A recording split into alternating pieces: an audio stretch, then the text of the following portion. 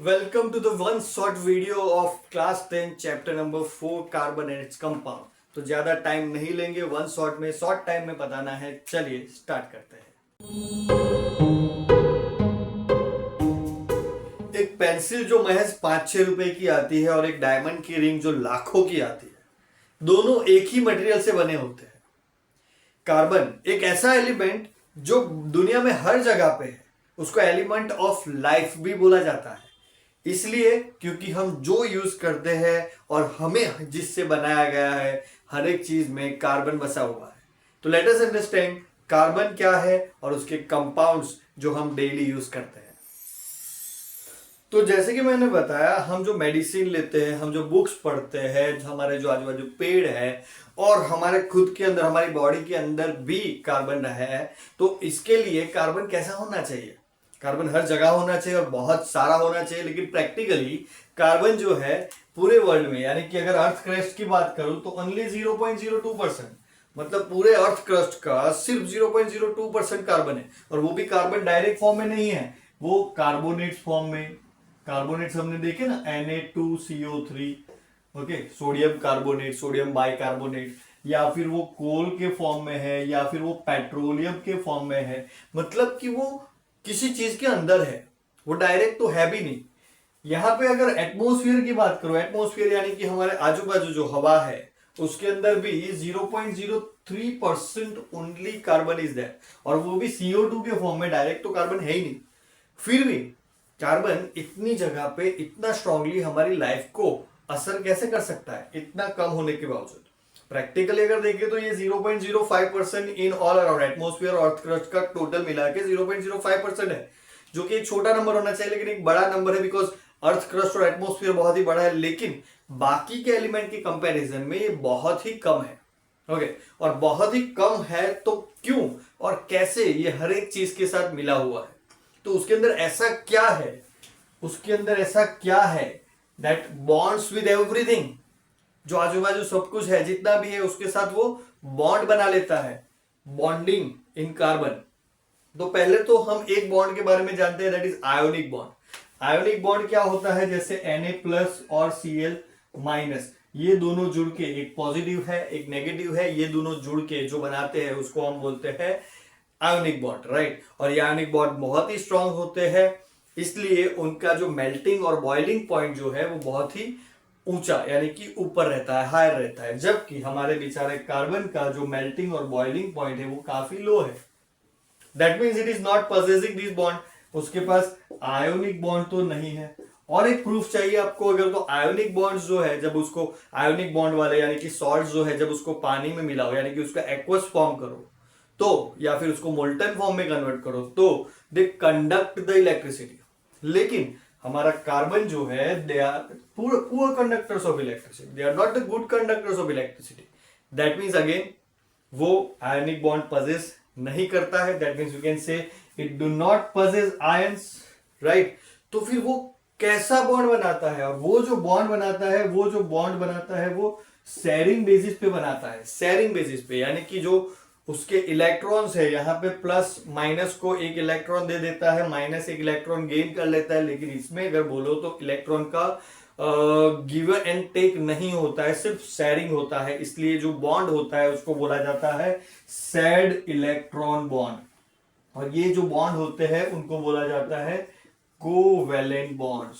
Okay, जब कोई element electron donate नहीं कर सकता या फिर इलेक्ट्रॉन एक्सेप्ट नहीं कर सकता, तो वो अपने साथ या फिर दूसरे किसी के साथ कैसा बॉन्ड बनाता है? शेयरिंग ऑफ इलेक्ट्रॉन वाला, और वो बॉन्ड को बोला जाता है कोवैलेंट बॉन्ड। अगर कार्बन की बात करें तो कार्बन का जो एटॉमिक स्ट्रक्चर है वो क्या है? 2-4, यानी कि पहली ऑर्बिट, ये अपना न्यूक्लियस हो गया सपोज, तो पहली ऑर्बिट के अंदर कितना? एक इलेक्ट्रॉन इधर, एक इलेक्ट्रॉन इधर, मतलब पहली ऑर्बिट के अंदर 2 इलेक्ट्रॉन्स, और दूसरी ऑर्बिट के अंदर 1, 2, 3 एंड 4 इलेक्ट्रॉन्स। अभी सेकेंड ऑर्बिट में 4 है, होने कितने चाहिए? 8। तो 8 इलेक्ट्रॉन बनाने के लिए either it can give 4 electrons, और अगर वो 4 इलेक्ट्रॉन ले सकता है, मतलब रिसीव कर सकता है। 4 इलेक्ट्रॉन रिसीव करने के लिए उसके पास बहुत ही स्ट्रॉन्ग अट्रैक्शन चाहिए न्यूक्लियस में, जो कि नहीं है, क्योंकि total 2 + 4 6 protons are there. Only 6 proton है जो 6+4 10 इलेक्ट्रॉन्स को अट्रैक्ट नहीं कर पाएंगे। तो उसके पास हाई एनर्जी होना चाहिए, राइट, हाई एनर्जी, सॉरी, उसके पास हाई अट्रैक्शन होना चाहिए जिसकी वजह से वो मतलब 4 इलेक्ट्रॉन को एक्सेप्ट कर पाए। नहीं है उसके पास इतना स्ट्रॉन्ग अट्रैक्शन, वो 4 इलेक्ट्रॉन को एक्सेप्ट नहीं कर पाएगा। अभी 4 इलेक्ट्रॉन डोनेट करके भी, यानी कि पूरी आउटर मोस्ट ऑर्बिट डोनेट करके भी वो स्टेबल कंडीशन में आ सकता है। तो स्टेबल कंडीशन में आने के लिए 4 इलेक्ट्रॉन को उसको डोनेट करना पड़ेगा। लेकिन अगेन 4 इलेक्ट्रॉन को डोनेट करने के लिए उसके पास बहुत सारा एनर्जी होनी चाहिए। एक इलेक्ट्रॉन डोनेट करने के लिए भी बहुत ज्यादा एनर्जी चाहिए, वो भी नहीं है। तो in this case what it does is, वो क्या बनाता है, कोवैलेंट बॉन्ड, यानी कि सबके साथ इलेक्ट्रॉन्स की शेयरिंग करता है। कैसे समझाता हूं, हम हाइड्रोजन का एक एग्जांपल लेके समझते हैं। हाइड्रोजन कैसा होता है, हाइड्रोजन के पास आउटर मोस्ट ऑर्बिट में एक ही इलेक्ट्रॉन रहता है। तो हाइड्रोजन क्या करेगा, दूसरे एक हाइड्रोजन, पहली ऑर्बिट में कितने होने चाहिए, 2 इलेक्ट्रॉन्स, पहली में 2 होने चाहिए, दूसरी में 8 होने चाहिए, तीसरी में भी 8 ही होने चाहिए, 32, और ये सब होता है।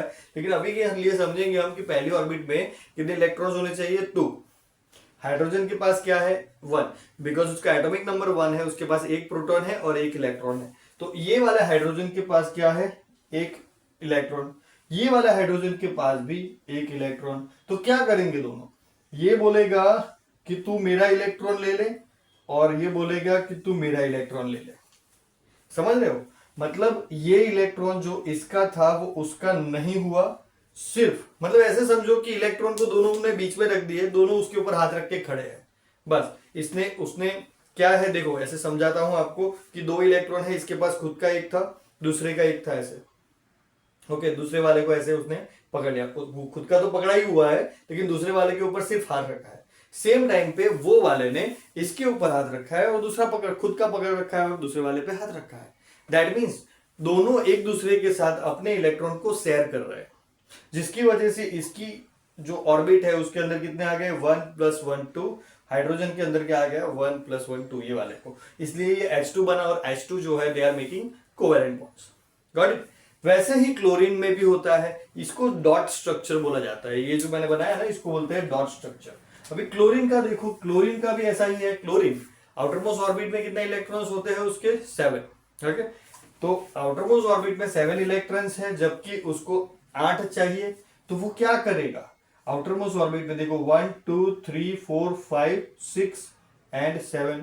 दूसरा क्लोरीन 1 2 3 4 5 6 एंड 7, 8 चाहिए ना। तो ये देखो, ये इसने ऐसे ले लिया 8 और इसने ऐसे ले लिया 8। अभी ये वाला डॉट वाला जो था ये सी का था और ये चौकड़ी वाला जो है वो ये Cl का है। दोनों ने अपने अपने एक एक इलेक्ट्रॉन को शेयर कर लिया, तो ये क्या बन गया, Cl2 का डॉट स्ट्रक्चर। और इसमें Cl जो है वो अपने ही क्लोरीन दूसरे भाई के साथ क्या बना रहा है, कोवैलेंट बॉन्ड। और कोवैलेंट बॉन्ड को ऐसी एक लाइन से दिखाया जाता है, okay, this is a single bond. अभी देखो नेक्स्ट, ये हो गया Cl का, ठीक है, क्लोरीन का हो गया, क्लोरीन क्लोरीन, ओके। अभी और देखते हैं हम, that is of oxygen. Oxygen का देखो, तो ऑक्सीजन का ऑक्सीजन के आउटर मोस्ट ऑर्बिट में कितने इलेक्ट्रॉन्स होते हैं, 6, ओके। ये सब आपको याद रखना है। क्लोरीन का देखो, क्लोरीन का एटॉमिक नंबर है 17, राइट। तो 17 में से पहले एटम में, पहले ऑर्बिट में कितना होना चाहिए, 2। तो अभी कितने बच गए उसके पास, 15। 15 में से और 8 ले लो, तो 8 लेने के बाद 15 में से 8 चले गए तो कितने बचे उसके पास, 7। यानी कि थर्ड ऑर्बिट में उसके पास कितने इलेक्ट्रॉन रहेंगे, 7।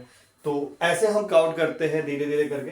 वैसे ही ऑक्सीजन का जो एटॉमिक नंबर है दैट इज 8, और ऑक्सीजन क्या क्या है, 8। तो पहली ऑर्बिट में कितने होने चाहिए, 2। दूसरी ऑर्बिट में 8 - 2 इज 6, तो उसका एटॉमिक स्ट्रक्चर क्या हो गया, 2 6। तो ऑक्सीजन का अगर हम वो डॉट स्ट्रक्चर बनाने की ट्राई करें तो आउटर मोस्ट ऑर्बिट में इसके इलेक्ट्रॉन्स कितने हैं, 6। तो let us count 1 2 3 4 5 and 6, okay. दूसरे वाले ऑक्सीजन के पास क्या है, तो 1 2 3 4 5 एंड 6, राइट। तो चाहिए कितने ऑक्सीजन को, किसी को भी स्टेबल होने के लिए चाहिए कितने, 8 चाहिए। तो 1 2 3 4 5 6 है, 7 8 यहां से ले लेगा, तो उसने इसका ले लिया, ऐसे इसके वाले ऑक्सीजन को ले लिया, यहां पे ऐसे कवर करो तो ये वाले ऑक्सीजन को भी मिल गया। अभी ऑक्सीजन के बीच में कितने इलेक्ट्रॉन्स का शेयरिंग हुआ, टोटल 2+2, राइट। क्लोरीन और हाइड्रोजन में कैसे हो रहा था, एक एक का शेयरिंग हो रहा था, यहाँ पे कितने कितने का शेयरिंग हुआ, 2 2 का। तो ऑक्सीजन और ऑक्सीजन के बीच में डबल बॉन्ड है, ये डबल बॉन्ड है। ओके, 4 का शेयरिंग होगा ना टोटल, 2+2, इसलिए इसको क्या बोलेंगे हम, डबल बॉन्ड। फिर भी ये क्या है, कोवेलेंट बॉन्ड। डबल बॉन्ड है फिर भी ये क्या है, कोवेलेंट बॉन्ड। ठीक है। सिमिलरली अभी हम नाइट्रोजन की बात करें तो नाइट्रोजन का एटॉमिक नंबर है 7। तो पहले ऑर्बिट में उसके 2 इलेक्ट्रॉन्स हो गए और दूसरे ऑर्बिट में कितने हो गए, 5। तो 2 5 इज द एटॉमिक स्ट्रक्चर। तो अभी नाइट्रोजन का यहां पे अगर बनाए हम तो पहले वाले नाइट्रोजन के पास आउटर मोस्ट ऑर्बिट में कितने इलेक्ट्रॉन्स है, 5। तो यहाँ पे 1 2 3 4 एंड 5। ओके, उसको कितने चाहिए टोटल, 8। सबको 8 ही चाहिए होते हैं। तो दूसरा वाला नाइट्रोजन है वो भी ऐसे ही बोलेगा 1, इधर चौकड़ी बना लेते हैं, 1 2 3 4 एंड 5। अभी 8 चाहिए तो 8 कैसे कवर करेगा, देखो ऐसे 3 + 3 6 7 8। तो ये भी ऐसे ही करेगा 3 + 3 6 7 एंड 8। तो नाइट्रोजन और नाइट्रोजन के बीच में ट्रिपल बॉन्डिंग यहाँ पे हो गया, N ट्रिपल बॉन्ड N। लेकिन वो भी कैसे बॉन्ड्स है, कोवेलेंट बॉन्ड। ये डबल बॉन्ड, ट्रिपल बॉन्ड वो अलग से एक टॉपिक है जो अभी नहीं पढ़ना है हमें, लेकिन आप समझ सकते हो कि ऐसा ही कुछ कार्बन के साथ होता है। जब वो कार्बन जो है उसके पास भी 4 है इलेक्ट्रॉन्स आउटर मोस्ट ऑर्बिट में, इसके पास 6 थे उसने खुद के साथ बना लिया। नाइट्रोजन के पास 5 थे उसने खुद के साथ बना दिया। 7 थे खुद के साथ बना दिया। 1 था खुद के साथ बना दिया। लेकिन किसी के पास 4 नहीं था। देखा आपने, किसी के भी पास कार्बन के अलावा किसी के भी पास आउटर मोस्ट ऑर्बिट में 4 इलेक्ट्रॉन्स नहीं है यहाँ पे। तो 4 नहीं है इसलिए ये सारे अपने साथ बॉन्ड बना पा रहे हैं। लेकिन कार्बन जो है वो क्या करता है, कार्बन जो है अपने साथ बॉन्ड बनाता है लेकिन उसके साथ साथ वो अलग अलग एलिमेंट्स के साथ भी अच्छे खासे बॉन्ड्स बना लेता है। ओके, बिकॉज उसके पास 4 इलेक्ट्रॉन्स है। और वो जितने भी बॉन्ड्स बनाते हैं वो कैसे होते हैं, कोवैलेंट बॉन्ड्स, जिसमें वो इलेक्ट्रॉन की शेयरिंग करता है, सिर्फ इलेक्ट्रॉन को डोनेट नहीं करता है या फिर इलेक्ट्रॉन रिसीव नहीं करता है। तो वो कैसे बॉन्ड बनाता है, covalent. That is the take from this topic. Okay, आगे देखें तो कार्बन जो है उसमें उसका जो बेसिक एलिमेंट जो यूज होता है एज अ फ्यूल वो है मिथेन। मिथेन कार्बन जो है, देखो यहाँ पे कार्बन जो है उसके पास कितने इलेक्ट्रॉन्स है, 4 फ्री इलेक्ट्रॉन्स। और हाइड्रोजन के पास हमने देखा कि हाइड्रोजन के पास कितना इलेक्ट्रॉन है, 1 ओनली। तो कार्बन के पास जो 4 इलेक्ट्रॉन्स है वो ऐसे अगर मैं रखूं तो एक इलेक्ट्रॉन के साथ हाइड्रोजन जो है शेयरिंग करने के लिए आ जाएगा, ऐसे आ सकता है, राइट। क्योंकि हाइड्रोजन को कितने इलेक्ट्रॉन्स चाहिए, 2। तो हाइड्रोजन का ये चौकड़ी वाला खुद का और डॉट वाला जो है वो कार्बन का। ऐसे ही देखो, अगर इसको ऐसे फनी वे में थोड़ा समझाऊं तो कार्बन जो है देखो यहाँ पे सेंटर में बैठा हुआ है और उसके पास कितने इलेक्ट्रॉन से, 4 आउटर मोस्ट ऑर्बिट में। अभी हाइड्रोजन इधर उधर घूम रहा था, हाइड्रोजन घूम रहा था, हाइड्रोजन को उसने बुलाया, "ए भाई तुझे शेयरिंग करना है मेरे साथ इलेक्ट्रॉन का"। तो हाइड्रोजन बोलेगा हाँ यस, क्योंकि मेरे पास भी एक ही इलेक्ट्रॉन है डोनेट करने को। तो कार्बन क्या बोलेगा, ठीक है मेरे बाजू में बैठ जा, मेरा एक इलेक्ट्रॉन तेरा, तेरा एक इलेक्ट्रॉन मेरा, हम दोनों शेयरिंग करके रहेंगे। तो दिस इज हाउ हाइड्रोजन को 2 इलेक्ट्रॉन मिल गए। ओके, लेकिन हाइड्रोजन को 2 इलेक्ट्रॉन मिलने से कार्बन का पेट नहीं भरा। कार्बन ने बोला कि भाई तेरे जैसे 2-3 और दोस्त हो जाए तो मेरा भी जो बाकी का शेयरिंग का काम है वो भी हो जाए। क्योंकि यहाँ पे क्या हुआ, कार्बन के पास कितने हो गए, 1 2 3 4 एंड 5 अगर शेयरिंग का देखे तो। लेकिन कार्बन का पेट बड़ा था, कार्बन को कुछ और चाहिए था। कार्बन ने हाइड्रोजन को बोला तेरे दोस्त लोग को भी बुला के ला। तो हाइड्रोजन जो था वो अपने दोस्तों को बुला के लेके आया और एक दोस्त यहाँ पे बैठ गया, दूसरा दोस्त यहाँ पे बैठ गया, तीसरा वाला यहाँ पे बैठ गया। यानी कि टोटल 4 हाइड्रोजन फ्रेंड्स जो है वो इधर अरेंज हो गए लाइक दिस। और कार्बन के भी पास ये सब होने की वजह से कार्बन के पास देखो तो कार्बन के पास भी कितने हो गए, 1 2 3 4 5 6 एंड 7 8। तो ये जो है ये कोवेलेंट बॉन्ड बने कार्बन के हाइड्रोजन के साथ, राइट। और कार्बन के हाइड्रोजन के साथ जो बॉन्ड बने उसी को यहाँ पे अगर आप देखो तो सी ऐसे बोलेंगे हम। जो बॉन्ड्स बने हैं उसको कैसे नाम देंगे, देखो इसको कैसे बताएंगे हम, this is your dot structure, this is your dot structure, dot structure. इसको लुईस स्ट्रक्चर भी बोलते हैं, डॉट स्ट्रक्चर को। Okay, Lewis structure. तो ये जो है कार्बन को अगर हम यहाँ पे एक लाइन बताए, हमने देखा कि एक लाइन बनाते हैं हम जब एक सिंगल कार्बन का शेयरिंग होता है दोनों के बीच में, मतलब शेयरिंग 2 ही का होता है लेकिन एक इसका एक उसका, ऐसा जब शेयरिंग होता है तो एक लाइन होती है। 2 इसके 2 उसके, 2 इसके 2 उसके, ऐसा शेयरिंग होता है तो हम डबल बॉन्ड बनाते हैं। और ऐसे यहाँ पे जहाँ पे देखा देखो 2 2 होते हैं तो हम डबल बॉन्ड बनाते हैं, ऑक्सीजन ऑक्सीजन। नाइट्रोजन के बीच में तीन तीन इसके तीन उसके तो ट्रिपल बॉन्ड बनाते हैं, राइट। तो यहाँ पे अगर देखें तो सिंगल बॉन्ड बनने के लायक है, तो सिंगल बॉन्ड बना रहे हैं। And this is the structure of methane, CH4। Okay, तो दिस बॉन्डिंग, कौन सा बॉन्डिंग हो रहा है यहाँ पे? अगेन कोवैलेंट बॉन्ड, जहां पे इलेक्ट्रॉन की शेयरिंग हो रही है, तो कोवैलेंट बॉन्ड बन रहा है CH4 के अंदर। अभी इसका देखो तो मीथेन जो है इट इज कलरलेस, कलरलेस यानी उसका कोई कलर नहीं है, it is a gas basically. Okay, odourless है, ऑर्डरलेस यानी कि उसकी स्मेल भी नहीं है। यूज्ड इन फ्यूल्स, फ्यूल्स के अंदर, फ्यूल्स यानी कि हमारा जो मतलब हमारा जो घर पे वो गैस वेस चलता है ना, उसका पार्ट है मीथेन। ऐसा नहीं बोल रहा वो मीथेन है, लेकिन वो ऐसे कुछ फ्यूल, वो भी ऐसा ही कुछ फ्यूल के फॉर्म में है। ओके, जनरली बायोगैस का जो बायोगैस पढ़े हो आप, बायोगैस आपने सुना है। बायोगैस क्या होता है कि जो गांव में वो गोबर वगैरह मिक्स करके जो गैस बनाते हैं, और वो गैस को जब हम कुकिंग के लिए यूज करते हैं, that gas is considered biogas. तो बायोगैस जो है उसके लिए बड़ा सा टॉपिक है, तो उसके लिए अलग से वीडियो बनेगा। लेकिन बायोगैस जो है उसका जो बेसिक एलिमेंट है वो है मीथेन, मतलब बायोगैस आप मीथेन को बोल सकते हो यहाँ पे। और CNG जिसको हम गाड़ियों में भी यूज करते हैं, कंप्रेस्ड नेचुरल गैस, उसका भी मेन एलिमेंट जो है दैट इज मीथेन। उसके अंदर भी मीथेन का काफी सारा पार्ट होता है। तो बॉन्डिंग इन मीथेन, तो मीथेन जो है बेसिकली कोवेलेंट बॉन्ड से बना है, और ये सारे उसके कैरेक्टरिस्टिक्स है। ठीक है, अभी हम बात करते हैं कार्बन के एलोट्रॉप्स की। एलोट्रॉप्स, पहले तो आपको ये वर्ड समझा दूं कि एलोट्रॉप्स होता क्या है। एलोट्रॉप्स यानी कि एक ही एलिमेंट के दो या तीन या फिर अलग अलग स्टेट्स जिसमें वो रहेगा एक ही फेज में, फेज बोले तो सॉलिड फेज में या फिर लिक्विड फेज में या फिर गैस फेज में। ओके, तो मतलब अगर मैं ऐसा बोलूं एलोट्रॉप की बात करूं तो कार्बन सॉलिड ही रहेगा, चाहे वो डायमंड हो, चाहे वो ग्रेफाइट हो, या चाहे वो फुलरिन हो।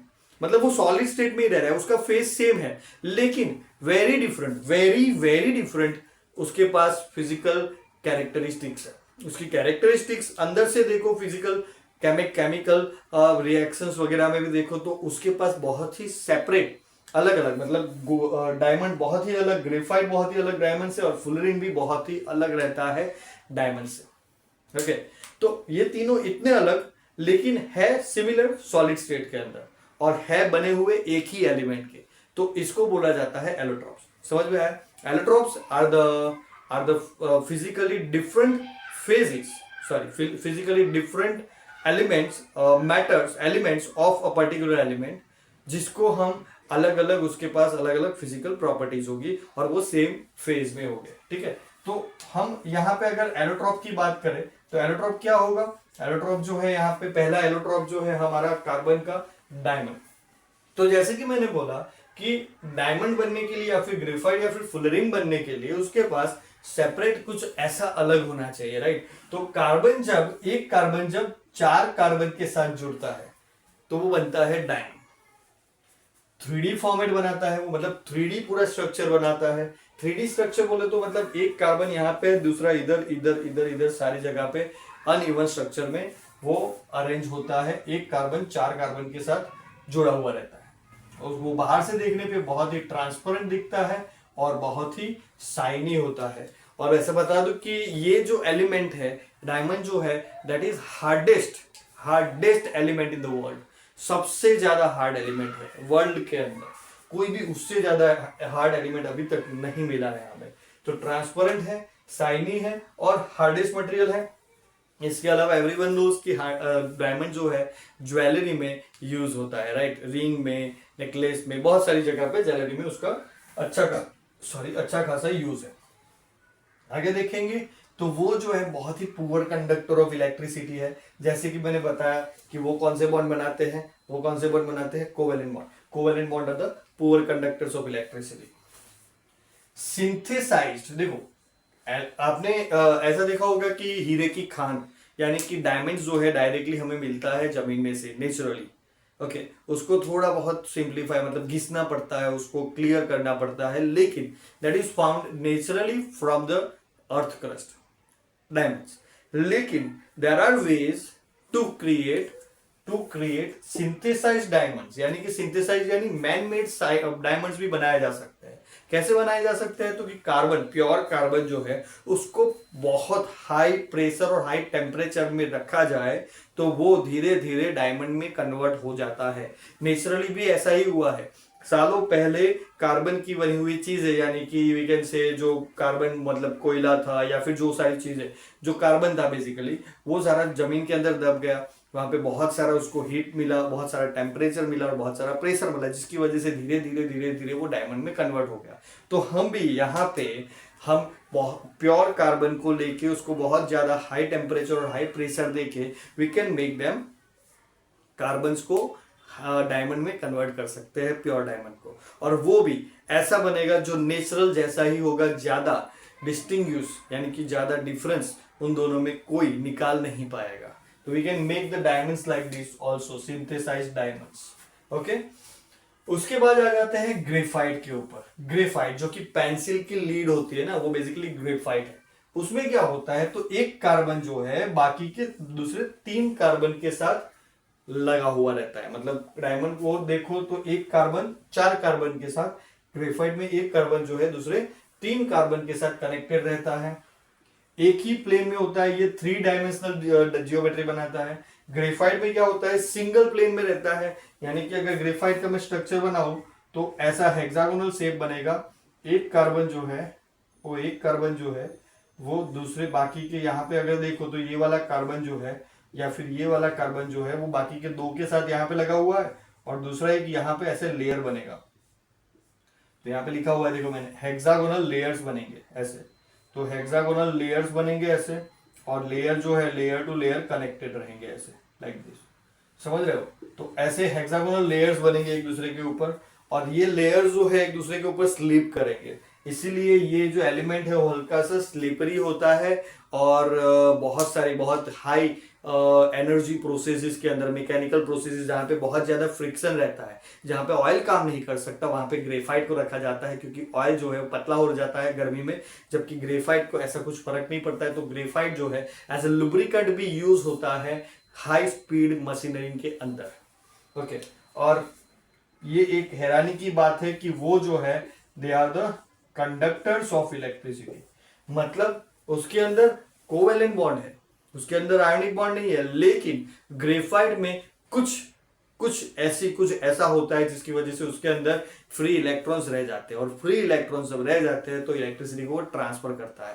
दैट डजंट मीन कि ग्रेफाइट के अंदर आयोनिक बॉन्ड है। ग्रेफाइट के अंदर भी कोवेलेंट बॉन्ड ही रहते हैं, लेकिन ग्रेफाइट के अंदर फ्री इलेक्ट्रॉन्स रह जाने की वजह से, यहाँ पे देखो आप, सिंपल है, एक कार्बन 4 कार्बन के साथ जुड़ा हुआ है, तो एक कार्बन जो है वो 4 कार्बन के साथ जुड़ा हुआ है। अगर ये कार्बन को ये कनेक्शन हटा दो तो क्या बनता है, ग्रेफाइट। यानी कि एक इलेक्ट्रॉन उसका रह गया ना, कार्बन का क्या था 2 4, तो 3 इलेक्ट्रॉन बने, 3 के साथ कनेक्शन हो गया, इलेक्ट्रॉन एक जगह जोड़ने की रह गई कोवेलेंट बॉन्ड में, इसलिए वो इलेक्ट्रिसिटी को ट्रांसफर करता है। इसलिए वो जो है वो क्या है, good conductor of electricity. Okay, then है फुलेरिन।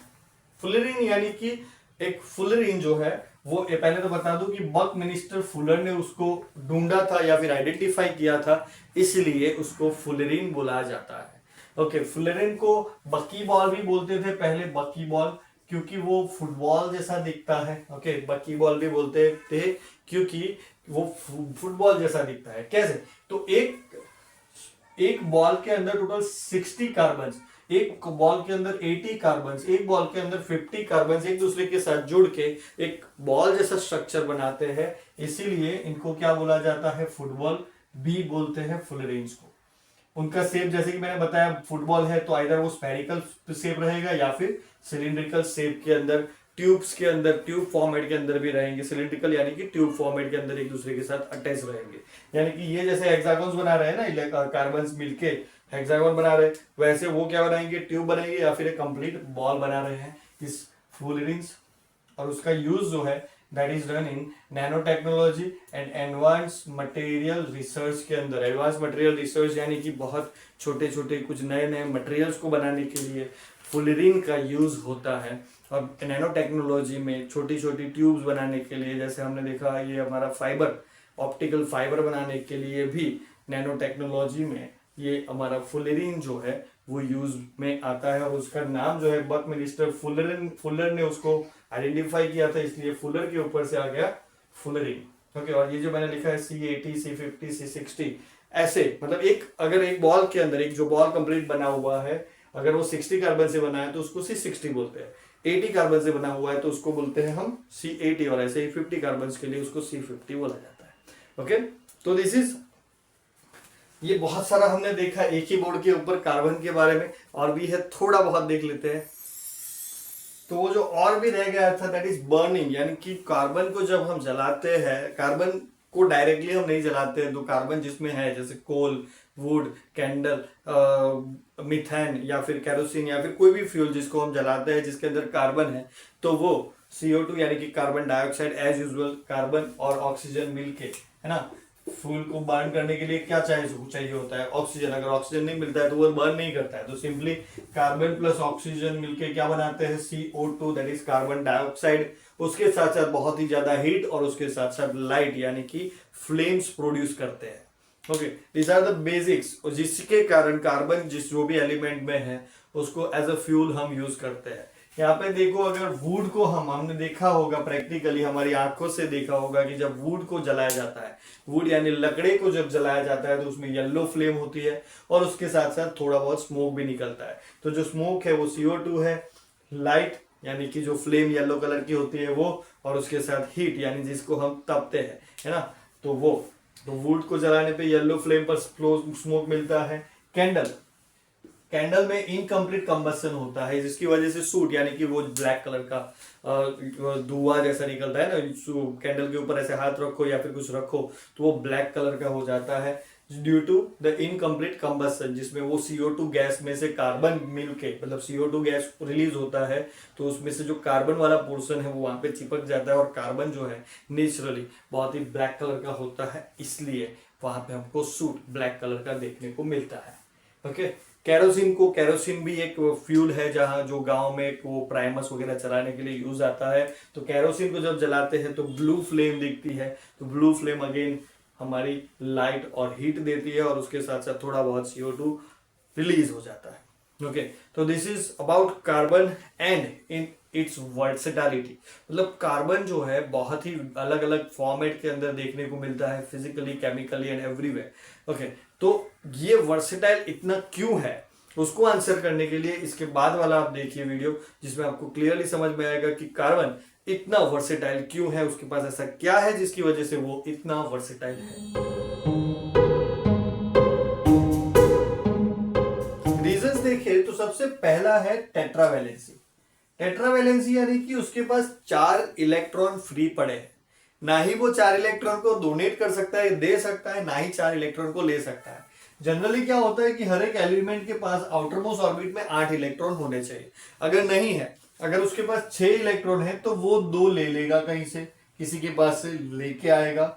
अगर उसके पास एक ही इलेक्ट्रॉन है तो वो दे देगा, किसी को दे देगा और वो 0 कर लेगा। तो 8 होना चाहिए या फिर 0 होना चाहिए। लेकिन कार्बन अपना जो भाई है उसके पास कितने इलेक्ट्रॉन है, 4 ओनली, तो बीचों बीच खड़ा है। ये तो बीचों बीच खड़ा है तो क्या होगा, ना ही वो 4 इलेक्ट्रॉन डोनेट करेगा, ना ही वो 4 इलेक्ट्रॉन लेगा। दैट मीन्स वो क्या करेगा, कोवेलेंट बॉन्ड बनाएगा, शेयरिंग करेगा इलेक्ट्रॉन्स की, और इसी वजह से वो बहुत सारे एलिमेंट्स के साथ आसानी से बॉन्ड्स बना सकता है। फॉर एग्जाम्पल, हाइड्रोजन के साथ देखें तो कार्बन जो है हाइड्रोजन के साथ एक एक बॉन्ड बना के, ऐसे एक एक बॉन्ड बना के वो बना देता है CH4, उसको बोलते हैं हम मीथेन। कैसे होता है, तो कार्बन के पास देखो, कार्बन के पास एक एक एक एक 4 इलेक्ट्रॉन्स है ऐसे। ओके, अभी हाइड्रोजन के पास क्या होता है, तो हाइड्रोजन के पास आउटर मोस्ट ऑर्बिट में एक ही इलेक्ट्रॉन होता है, उसको हम अगर चौकड़ी से दिखाए, मतलब क्रॉस मार्क से दिखाए, तो ये क्रॉस मार्क हो गया। दूसरे हाइड्रोजन के पास एक क्रॉस मार्क, और एक हाइड्रोजन और एक क्रॉस मार्क, और एक हाइड्रोजन और एक क्रॉस मार्क। तो कार्बन ने अपने 8 ऐसे कंप्लीट कर लिए, हाइड्रोजन ने अपने 2 ऐसे कंप्लीट कर लिए। पहली ऑर्बिट के लिए 2 चाहिए होते हैं, दूसरी ऑर्बिट ऑनवर्ड्स 8 चाहिए होते हैं। तो हाइड्रोजन का भी काम हो गया, कार्बन का भी काम हो गया, राइट। ऐसे ही अगर देखें हम ऑक्सीजन का, तो ऑक्सीजन के पास, कार्बन के पास तो ऐसा ही है, देखो कार्बन के पास क्या है 1 2 3 एंड 4, लेकिन ऑक्सीजन की बात करें तो ऑक्सीजन के पास होता है 1 2 3 4 5 एंड 6। ओके, तो अभी कार्बन को हम क्रॉस मार्क दिखा रहे हैं इधर, चलो डॉट ही दिखाते हैं, जो बाहर वाला है उसको क्रॉस दिखा देंगे। तो 1 कार्बन के पास क्या है, 1 2 3 4, ओके ऐसा है। और कार्बन को चाहिए कितने टोटल, 8। ऑक्सीजन क्या करेगा, यहां पे देखो ऑक्सीजन एक कार्बन लेके आएगा, यहां पे देखो 1 2 ऐसे हो गया, ओके 3 4 5 एंड 6। तो यहां पे देखो तो ऑक्सीजन का कितना हुआ C, और कार्बन ऑक्सीजन का हो गया 8, 1 2 3 4 5 6 7 8। कार्बन का कितना हुआ 1 2 3 4 5 6, है ना। तो वो और एक ऑक्सीजन के लिए डिमांड करेगा, वो अपने दोनों कार्बन को इधर लगा देगा, अपने दोनों इलेक्ट्रॉन को इधर लगा देगा, और एक ऑक्सीजन के साथ डिमांड करेगा ऐसे। तो और एक ऑक्सीजन आया, तो अभी देखो ऑक्सीजन के कितना हो गया 1 2 3 4 5 6 7 8, ऑक्सीजन के 1 2 3 4 5 6 7 8, और अपने कार्बन के भी देख लो 1 2 3 4 5 6 7 8। तो this is how it mix CO2 with oxygen, carbon dioxide के साथ। वैसे ही वो इतनी उसके पास वैलेंसी, एग्जैक्ट 4 की वैलेंसी होने की वजह से वो नाइट्रोजन के साथ, सल्फर के साथ, क्लोरीन के साथ और बहुत सारे एलिमेंट्स के साथ ऐसे कोवैलेंट बॉन्ड बना के डिफरेंट टाइप्स ऑफ कंपाउंड जो है वो बना सकता है। दैट इज उसकी स्पेशलिटी है पहली, वर्सेटालिटी में, क्योंकि वो हर एक के साथ, ऐसा कोई एलिमेंट नहीं है जो हर एक के साथ मतलब किसी के भी साथ जुड़ जाएगा, ओके। इसीलिए कार्बन जो है टेट्रावैलेंसी की वजह से बहुत सारे एलिमेंट्स के साथ, सबके साथ नहीं लेकिन बहुत सारे एलिमेंट्स के साथ वो जुड़ सकता है। वो उसकी पहली वेराइटी है, उसकी वजह से उसके पास वर्सेटिलिटी आती है, क्योंकि हर एक के साथ ज्वाइन होना और हर एक के साथ ज्वाइन होके कुछ ना कुछ अलग बनाना, तो एक वर्सेटिलिटी ही होती है, राइट। दूसरी एंड बहुत ही स्पेशल वर्सेटिलिटी का रीजन जो है दैट इज कैटेनेशन। अभी कैटेनेशन होता क्या है, जनरली क्या होता है कि जैसे मैंने आगे बताया है आगे वाले वीडियोस में कि हाइड्रोजन जो है वो खुद के साथ जुड़ के H2 बना सकता है ऐसे, ऑक्सीजन खुद के साथ जुड़ के O2 बना सकता है, Cl खुद के साथ जुड़ के Cl2 बना सकता है। लेकिन कार्बन ऐसा है कि खुद के साथ जुड़ के C2 नहीं, वो एक लाइन बना सकता है, पूरी चेन बना सकता है ऐसे। और यही जो कैरेक्टरिस्टिक्स है, यही जो उसका बिहेवियर है, उसको बोला जाता है कैटेनेशन। मतलब कोई एलिमेंट अगर खुद के साथ जुड़ता ही रहता है और बड़ी सी चेन बना सकता है, तो उसको बोला जाता है कैटेनेशन। ऐसा ही सिलिकॉन भी कर सकता है, लेकिन कार्बन क्या है, तो कार्बन उसका साइज स्मॉल है, मतलब सिलिकॉन से काफी स्मॉल साइज है, क्योंकि कार्बन का एटॉमिक नंबर 6 है, तो वो छोटी सी साइज है उसकी, राइट। और छोटी सी साइज में छोटे से न्यूक्लियस के नजदीक में जो भी हो रहा है वो पहले अगर हम कार्बन का देखें यहाँ पे एटॉमिक स्ट्रक्चर, तो कार्बन का इधर न्यूक्लियस है, ये 2 इलेक्ट्रॉन हो गए, बाकी के 4 इलेक्ट्रॉन यहाँ पे है, ठीक है।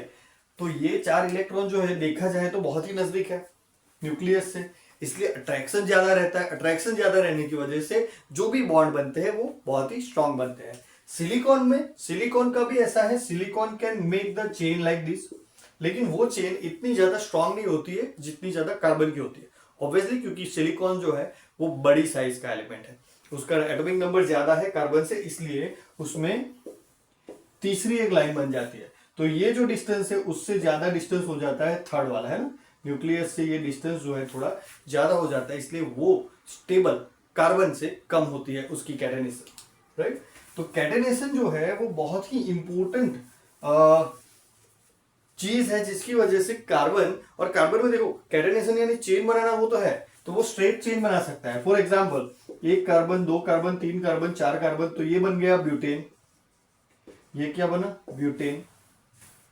अभी ब्यूटेन में ही अगर आप देखो आगे तो ब्रांच्ड कार्बन भी बन सकती है, मतलब 1 2 एंड 3 कार्बन लाइन में लगे हुए हैं और उसके साथ एक कार्बन यहां पे लग गया, तो ये हो गया 2 मिथाइल ग्रुप ब्यूटेन, ओके। ये देखो एक कार्बन ब्रांच लग गई, तो ये ब्रांच्ड कार्बन भी बन सकते हैं। तो ये क्या हुआ, देखो एक कार्बन वाले को हम बोलते हैं मीथेन, क्या बोलते हैं मीथेन। 2 कार्बन है अगर तो उसको हम बोलते हैं इथेन, 3 कार्बन है तो हम बोलते हैं प्रोपेन, 4 कार्बन को हम बोलते हैं ब्यूटेन, जो यहां पे लिखा हुआ है ब्यूटेन, 5 कार्बन को पेंटेन, 6 कार्बन को हेक्सेन, 7 कार्बन को heptane, then octane, nonane, decane और पोलीन, ओके। तो ऐसे नाम्स हैं, ऐसे नाम है जिसको हम बोलेंगे। तो यहाँ पे अगर देखें तो 4 कार्बन अगर लाइन में है तो उसको क्या बोलेंगे हम, ब्यूटेन। लेकिन यहाँ पे अगर देखें तो 3 ही कार्बन लाइन में है। दूसरा वाला कार्बन जो है, चौथा कार्बन जो है यहाँ पे ब्रांच के फॉर्म में लगा हुआ है, तो इसको हम बोल सकते हैं, इसको हम क्या बोल सकते हैं, इसको हम बोल सकते हैं 2 मिथाइल प्रोपेन। ओके, या फिर आइसो, सभी जगह पे लगा हुआ है तो इसको आइसोब्यूटेन भी बोला जा सकता है। वैसे ही जैसे ये ब्रांच चेन में इसको क्या बोलेंगे हम, आइसोब्यूटेन भी बोल सकते हैं। तो वैसे ही जैसे ब्रांच बना सकता है वैसे ही वो सर्कल भी बना सकता है, ऐसे लाइक दिस। देखो मतलब एक कार्बन इधर, देन इधर, देन इधर, देन इधर, देन इधर, फिर से वो घूम के अपने पास ही आ गया, देखो लाइक दिस। ओके, तो यहां पे देखो तो ये क्या बनी, एक रिंग बनी। और कितने कार्बन है इधर, 6 कार्बन। 6 कार्बन है तो उसको बोलेंगे हेक्सेन। ओके, एक carbon methane, 2 carbon ethane, 3 carbon propane, butane, pentane, hexane, heptane, octane, nonane, decane. तो ये यहाँ पे 6 कार्बन है इसलिए ये बन गया हेक्सेन। और हेक्सेन में साइकिल बना हुआ है इसलिए इसको बोलेंगे हम साइक्लोहेक्सेन। इसको क्या बोलेंगे हम, साइक्लोहेक्सेन। ओके, अभी यहाँ पे अगर हम हर एक जगह पे, मतलब कार्बन के पास 4-4 वैलेंसी होती है, 4-4 जगह पे कुछ ना कुछ लगा होना चाहिए। तो इधर हम देखें तो हर एक जगह पे, मतलब जो खाली जगह वो पड़ी है, तो H के पास, कार्बन के पास कितनी 4 लाइन होती है, 1 2 3 एंड 4। यहाँ पे भी कितनी बाकी है, 1 2 3 एंड 4। 1 2, ये वाले कार्बन के पास 1 2 3 एंड 4।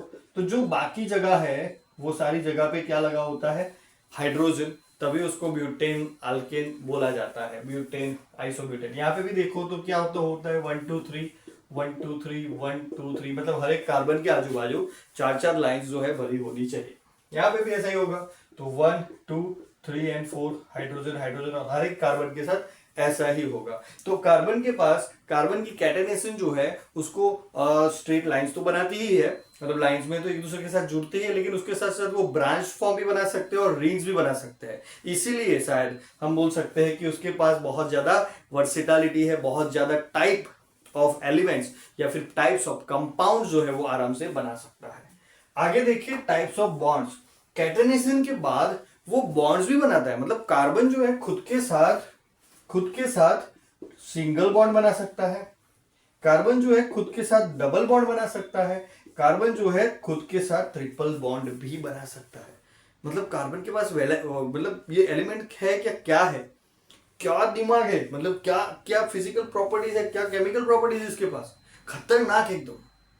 जैसे जैसे वो जुड़ेगा, मतलब वो अपने साथ जुड़ सकता है। वो तो एक पहली, मतलब उसके पास है कि कैटेनेशन सबके पास नहीं होता है कि उसके पहले वो कैरेक्टरिस्टिक है कि हाँ खुद के साथ ही जुड़ सकता है, लेकिन खुद के साथ इतनी वेराइटी से जुड़ना बहुत ही टफ रहता है, और कार्बन कर लेता है अपना। ओके, तो टाइप्स ऑफ बॉन्ड।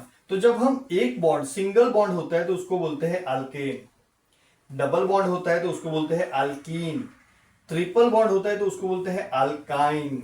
ओके, याद रखना है, अल्केन, अल्कीन, अल्काइन। अल्केन की बात करें तो 2 कार्बन है, अगर देखो ये सब आप पढ़ चुके हो तो आगे इसको मैं रफ कर देता हूं। 2 कार्बन अगर है तो उसको क्या बोलते हैं हम, इथेन। 2 कार्बन लगे हैं तो इसको क्या बोलेंगे हम, इथेन। तो हाइड्रोजन कितने लगेंगे, देखो एक बॉन्ड आ गया है 1 2 and 3, hydrogen hydrogen and hydrogen, hydrogen hydrogen hydrogen. तो कार्बन कितने लगे यहाँ पे, 2 C2, और हाइड्रोजन कितने हुए 6 C2H6। ओके, सिमिलरली अगर मैं 1 2 3 कार्बन लगाता हूं तो 1 2 3 1 2 1 2 3, तो कितने हाइड्रोजन हुए, 1 2 3 4 5 6 7 और 8 C3H8। यहां पे what I am trying to say is जितने कार्बन है उससे डबल और उसमें 2 ऐड करो। देखो CN, अगर यहां पे बोलूं तो मैं CN जितने कार्बन है उसके डबल हाइड्रोजन है, लेकिन उससे भी 2 ज्यादा। तो हमारा इथेन, या फिर हम अगर अल्केन की बात करें तो अल्केन का जो कॉमन फॉर्मूला बन रहा है वो बन रहा है CnH2n+2। तो अगर मैं आपको पूछूं कि इसके बाद, इथेन के बाद ये प्रोपेन हो गया, प्रोपेन के बाद क्या आएगा, ब्यूटेन। तो ब्यूटेन में कितने कार्बन होते हैं, तो ब्यूटेन में कार्बन होते हैं 4, हाइड्रोजन कितने होंगे 4 2 8 + 2 10। देखिए चेक करें, कार्बन के पास 1 2 3 एंड 4, 4 कार्बन, 1 2 3 4 5 6 7 8 9 एंड 10, है ना। तो अल्केन्स का कॉमन फॉर्मूला क्या हो गया, CnH2n+2 अल्केन्स का। तो अल्केन को एन बोला जाता है, इसीलिए ये हो गया ethane, methane, butane, propane. Okay, next देखते हैं हम। नेक्स्ट क्या है, इसके बाद है अल्कीन। अल्कीन में क्या होगा, तो कार्बन कार्बन के बीच में डबल बॉन्ड होगा और 2 कार्बन है, इसलिए इसको बोलेंगे हम इथ। आगे वाले को क्या बोला था, इथ एन, अभी इसको बोलेंगे हम इथ इन। ये जो पीछे है ना, ENE, ANE, INE, इसको कैरी फॉरवर्ड करेंगे हम। तो जैसे इथेन था, अभी क्या बन गया, वो इथीन।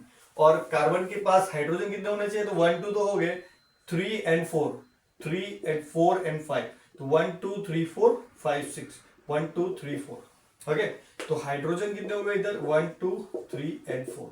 तो कार्बन कितने हैं, 2, हाइड्रोजन कितने हुए, 4। तो इन कॉमन हम ऐसा बोल सकते हैं CnH, हाइड्रोजन जितने हैं, कार्बन जितने हैं, उससे डबल हाइड्रोजन है। प्रोपेन में चेक करते हैं, देखो 1 2 एक जगह पे डबल बॉन्ड, तो ये क्या हो गया आपका प्रोपीन। क्या होगा ये, प्रोपीन। ओके, तो प्रोपीन में डबल बॉन्ड है, हाइड्रोजन कितने होंगे, 1 2 3 4 5, नहीं 4 5 नहीं, इसके पास 1 2 3 4 हो गया, देखो 1 2 3 4, 1 2 3 4, इसके पास 2 ऑलरेडी है, 1 2, तो कितने हाइड्रोजन हुए, 1 2 3 4 5 एंड 6। तो कितने कार्बन, कार्बन कितने हैं, 3, तो हाइड्रोजन कितने हो गए, 6, C3H6। समझ में आ रहा है। तो ये हो गया आपका प्रोपीन। प्रोपेन नहीं, इसको क्या बोलेंगे हम, प्रोपीन। तो इसके बाद वाले को क्या बोलेंगे हम, ब्यूटइन। इसके बाद वाले को pentene, hexene, heptene and so on. Okay, तो इसका कॉमन फॉर्मूला क्या बना हमारे पास, CnH2n। ओके, इसके बाद वाला देखते हैं जिसमें अल्काइंस है। अल्काइंस यानी ट्रिपल बॉन्ड यानी कार्बन के साथ कार्बन ट्रिपल बॉन्ड बनाता है। अभी यहां पे देखो 2 कार्बन है, इसलिए इसको बोलेंगे हम इथ, और प्रीफिक्स सफिक्स क्या लगाएंगे हम, आइन, तो इथाइन हो गया ये, राइट। अभी इथाइन में अगर कार्बन के पास हाइड्रोजन की काउंट करनी है, तो 1 2 3 तो लाइन हो गई उसके पास, एक लाइन हाइड्रोजन की इधर, एक लाइन हाइड्रोजन की इधर। हाइड्रोजन कितने हुए, 2। तो अगर हम यहाँ पे देखें तो C2H2। ओके, तो हम यहाँ पे ऐसे बोल सकते हैं CnHn, लेकिन ये रॉन्ग होगा, क्योंकि देखो और एक चेक करते हैं हम, C ट्रिपल बॉन्ड C, मतलब जितने कार्बन उतने हाइड्रोजन, ऐसा नहीं है। देखो हम यहाँ पे क्लियर करेंगे वो चीज। तो इसके पास तो देखो एक ही लाइन बनी हुई है, तो 3 लाइन बना देते हैं। इसके पास 1 2 3 4 ऑलरेडी ऑक्यूपाइड, इसके पास सिर्फ एक ही जगह है, 1 2 3 डन, एक ही जगह बाकी है। तो यहाँ पे देखो कितने हाइड्रोजन हुए, 1 2 3 एंड 4। तो प्रैक्टिकली इधर कार्बन कितने हैं, 3, और हाइड्रोजन कितने हैं, 4। क्या करेंगे, तो इसके लिए जो फॉर्मूला बनेगी वो बनेगी CnH2n-2, मतलब डबल करके उसमें से 2 माइनस करने। जैसे यहाँ पे डबल करके 2 प्लस किए ना अल्केन में, वैसे यहाँ पे डबल करके 2 माइनस करने हैं हमें। तो CnH2n-2 ये हमारा फॉर्मूला अपना, किसके लिए, अल्काइंस के लिए। तो ये भी एक टाइप्स ऑफ बॉन्ड, इसमें भी बहुत सारी, मतलब इसी के कारण बहुत सारी वेराइटीज बन रही है। तो पहला हो गया हमारा टेट्रावैलेंसी, देन कैटेनेशन के बाद type of bonds, different bonds. अभी देखते हैं बॉन्डिंग विथ अदर एलिमेंट्स। तो वो अलग अलग एलिमेंट्स के साथ जुड़ के बहुत सारी अलग अलग चीजें बनाता है। जैसे फॉर एग्जांपल यहाँ पे अगर हम देखें ऑक्सीजन और हाइड्रोजन के साथ जुड़ के, वहां पे हमने देखा कि वो हाइड्रोजन के साथ जुड़ के मीथेन बनाता है, ऑक्सीजन के साथ जुड़ के वो बनाता है कार्बन डाइऑक्साइड, राइट। नाइट्रोजन के साथ में भी CN, ओके, साइनाइड बोलते हैं उसको, सल्फर के साथ जुड़ के CS। तो बहुत वेराइटी बनाता है वो, CCl4 का कार्बन क्लोराइड, टेट्राक्लोराइड, ओके, और बहुत सारी चीजें बनाता है। लेकिन जब डबल चीजों के साथ भी जुड़ के वो कुछ नया भी बना सकता है, जैसे COOH जो है, जिसको बोलते हैं हम कार्बोक्सिलिक एसिड।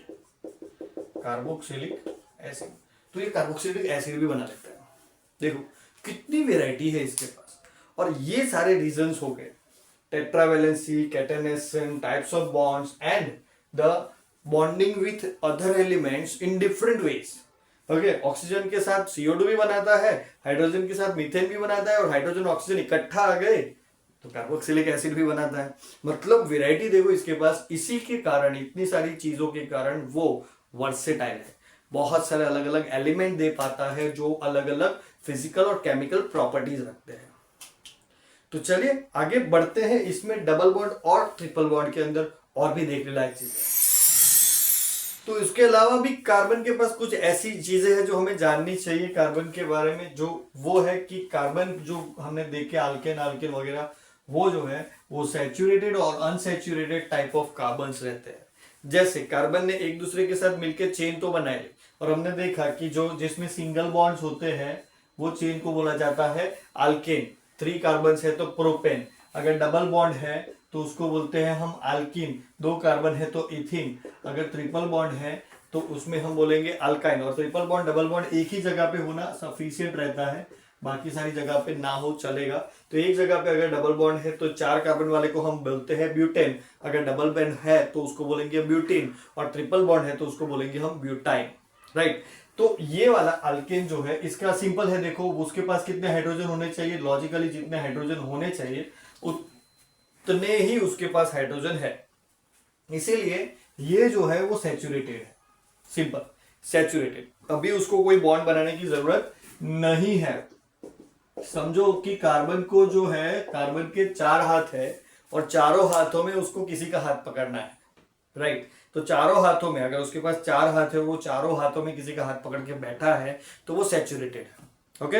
अभी ये वाले अल्कीन वाले कार्बन के पास क्या है कि उसके पास 4 हाथ है, लेकिन 2 हाथ उसने कार्बन के साथ ही पकड़ के रखे हैं, ऐसे 2 हाथ को ऐसे पकड़ के रखा है। तो दोनों हाथों को अगर उसने ऐसे पकड़ के रखा हुआ है, दैट मीन्स कि उसको चाहिए कि और कोई आके मेरा हाथ पकड़े। उसको 4 अलग अलग लोग चाहिए होते हैं हाथ पकड़ने के लिए, यहाँ पे एक कार्बन ने दोनों हाथ पकड़ रखे हैं, इसलिए वो अनसैचुरेटेड है। अल्कीन कैसा है, अनसैचुरेटेड। आप समझ ही सकते हो कि अल्काइन जो है वो उससे भी ज्यादा अनसैचुरेटेड होगा। रीजन, क्योंकि उसमें तो एक कार्बन ने 3 हाथ पकड़ के रखे हुए हैं। यानी कि अगर कार्बन कार्बन के साथ सिंगल बॉन्ड में है, या फिर ऐसा बोल सकते हो कि कार्बन जो है वो चारों जगह पे अलग अलग बॉन्ड बना के बैठा है, अलग अलग चीजों के साथ, अलग अलग एलिमेंट्स के साथ बॉन्ड बना के बैठा हुआ है, तो वो सैचुरेटेड है। कार्बन खुद के साथ एक से ज्यादा बॉन्ड बना के बैठा हुआ है तो वो अनसैचुरेटेड है। और इसका फॉर्मूला हमने देखा कि अल्केन का फॉर्मूला क्या होता है, CnH2n+2। इसका फॉर्मूला अभी हमने देखा CnH2n, और इसका होता है CnH2n-2 अल्काइन का, ओके। तो यही है अनसैचुरेटेड एंड सैचुरेटेड के बारे में, कुछ ज्यादा है नहीं इतना, ओके। और जैसे मैंने बताया कि 1 कार्बन वाले को मीथेन, 2 कार्बन वाले को ethane, propane, butane, pentane, hexane, heptane, octane, nonane and decane, okay. तो ऐसे ही अल्कीन, अगर 1 कार्बन वाला अल्कीन तो पॉसिबल है नहीं, क्योंकि अकेला 1 कार्बन रहेगा तो किसके साथ बॉन्ड बनाएगा भाई, 2 कार्बन होंगे तो वो चालू होगा। यानी कि अल्कीन में मिथीन पॉसिबल नहीं है, इथीन से स्टार्ट होगा, 2 कार्बन से, ethene, propene, butene and so on, okay. Similarly alkyne में भी 2 कार्बन रहेंगे, ट्रिपल बॉन्ड रहेगा, तो उसको क्या बोलेंगे हम, यस, मिथाइल तो पॉसिबल नहीं है, क्योंकि 1 कार्बन खुद के साथ ट्रिपल बॉन्ड नहीं बना सकता, 2 कार्बन एटलीस्ट चाहिए होते हैं, तो ethyne, propyne, butyne and so on, okay. ऐसे उसके नाम रहते हैं। इसके अलावा कार्बन जो है वो काफी अलग अलग फंक्शनल ग्रुप के साथ कनेक्ट होकर अलग अलग चीजें भी बनाता है। जैसे हाइड्रोक्सिल ग्रुप, जिसको हम OH बोलते हैं, तो अगर हमारे ये जो अल्केन है सेम मीथेन है, ठीक है, तो मीथेन के पास क्या था, CH4, हर एक जगह पे H H H लगा हुआ था, लेकिन इसमें कोई जगह पे अगर OH आके बैठ गया तो ये क्या हो गया, ये पहले था मीथेन, समझो ये पहले था क्या, मीथेन, अभी क्या बन गया है वो मीथेनॉल। वो क्या बन गया, मीथेनॉल, क्योंकि ऑल सफिक्स लगेगा जब हम OH लगाएंगे। तो इसका क्या फॉर्मूला हुआ, CH3OH, ओके। वैसे ही अगर यहाँ पे ब्यूटेन हुआ, देखो इसके बाजू में ब्यूटेन हुआ, तो ब्यूटेन यानी कि 4 कार्बन है, तो 1 2 3 एंड 4 बाकी के सारे हाइड्रोजन है, ओके। बाकी के सारे हाइड्रोजन ही है और कुछ नहीं है, लेकिन एक जगह पे अगर OH लग गया तो वो पहले था ब्यूटेन, अब क्या बन गया, ब्यूटेन ऑल, ओके। और उसके पास ब्यूटेन के पास कितने होते हैं, C4H2n+2, C4H10 होते हैं, लेकिन एक H को रिप्लेस किया है OH ने, इसलिए C4H9OH काउंट कर सकते हो आप। तो ये बन गया ब्यूटेनॉल, ओके। ऐसे ही अलग अलग ग्रुप्स, फंक्शनल ग्रुप उसके साथ लग के अलग अलग चीजें बनाते हैं। फॉर एग्जाम्पल यहाँ पे अगर हम देखें कि आल्डिहाइड, आल्डिहाइड लगेगा तो CHO लगेगा। अभी आपको मैं बता दूं कि हाइड्रोक्सिल ग्रुप जो है कहाँ पे यूज होता है, इसमें हमारे जो मेडिसिन में यूज होता है कई कई जगह पे। और दूसरा आप जान ही गए होंगे अल्कोहल, इसको अल्कोहल भी बोलते हैं, अल्कोहल। ओके, तो अल्कोहल यानी कि दारू, शराब, है ना, तो ये ड्रिंक्स में भी यूज होता है। ओके, ड्रिंक्स में। एल्डिहाइड, एल्डिहाइड है तो उसके पीछे लगता है CHO। जैसे अगर अकेला CHO है और इसके साथ और एक H यानी कि HCHO है तो इसको बोलते हैं हम फॉर्माल्डिहाइड। ओके, इसको क्या बोलते हैं, फॉर्माल्डिहाइड। एल्डिहाइड, मिथेनॉल, इसको क्या बोलेंगे हम, मिथेनॉल, क्योंकि ये कार्बन को भी हमें काउंट करना है। और एक कार्बन वाले को क्या बोला जाता है, एक कार्बन वाले को बोलते हैं मीथेन, इसलिए यहाँ पे CHO लगा हुआ है, इसलिए बोलेंगे हम मिथेन आल, आल लगेगा। और ये जो है इट इज एल्डिहाइड। और एल्डिहाइड जो है वो जनरली परफ्यूम्स में यूज होता है, परफ्यूम्स में। ओके, तो और भी बना लेते हैं हम। देखो हमारे पास CC, देखो सिंपल है, CC इथेन था।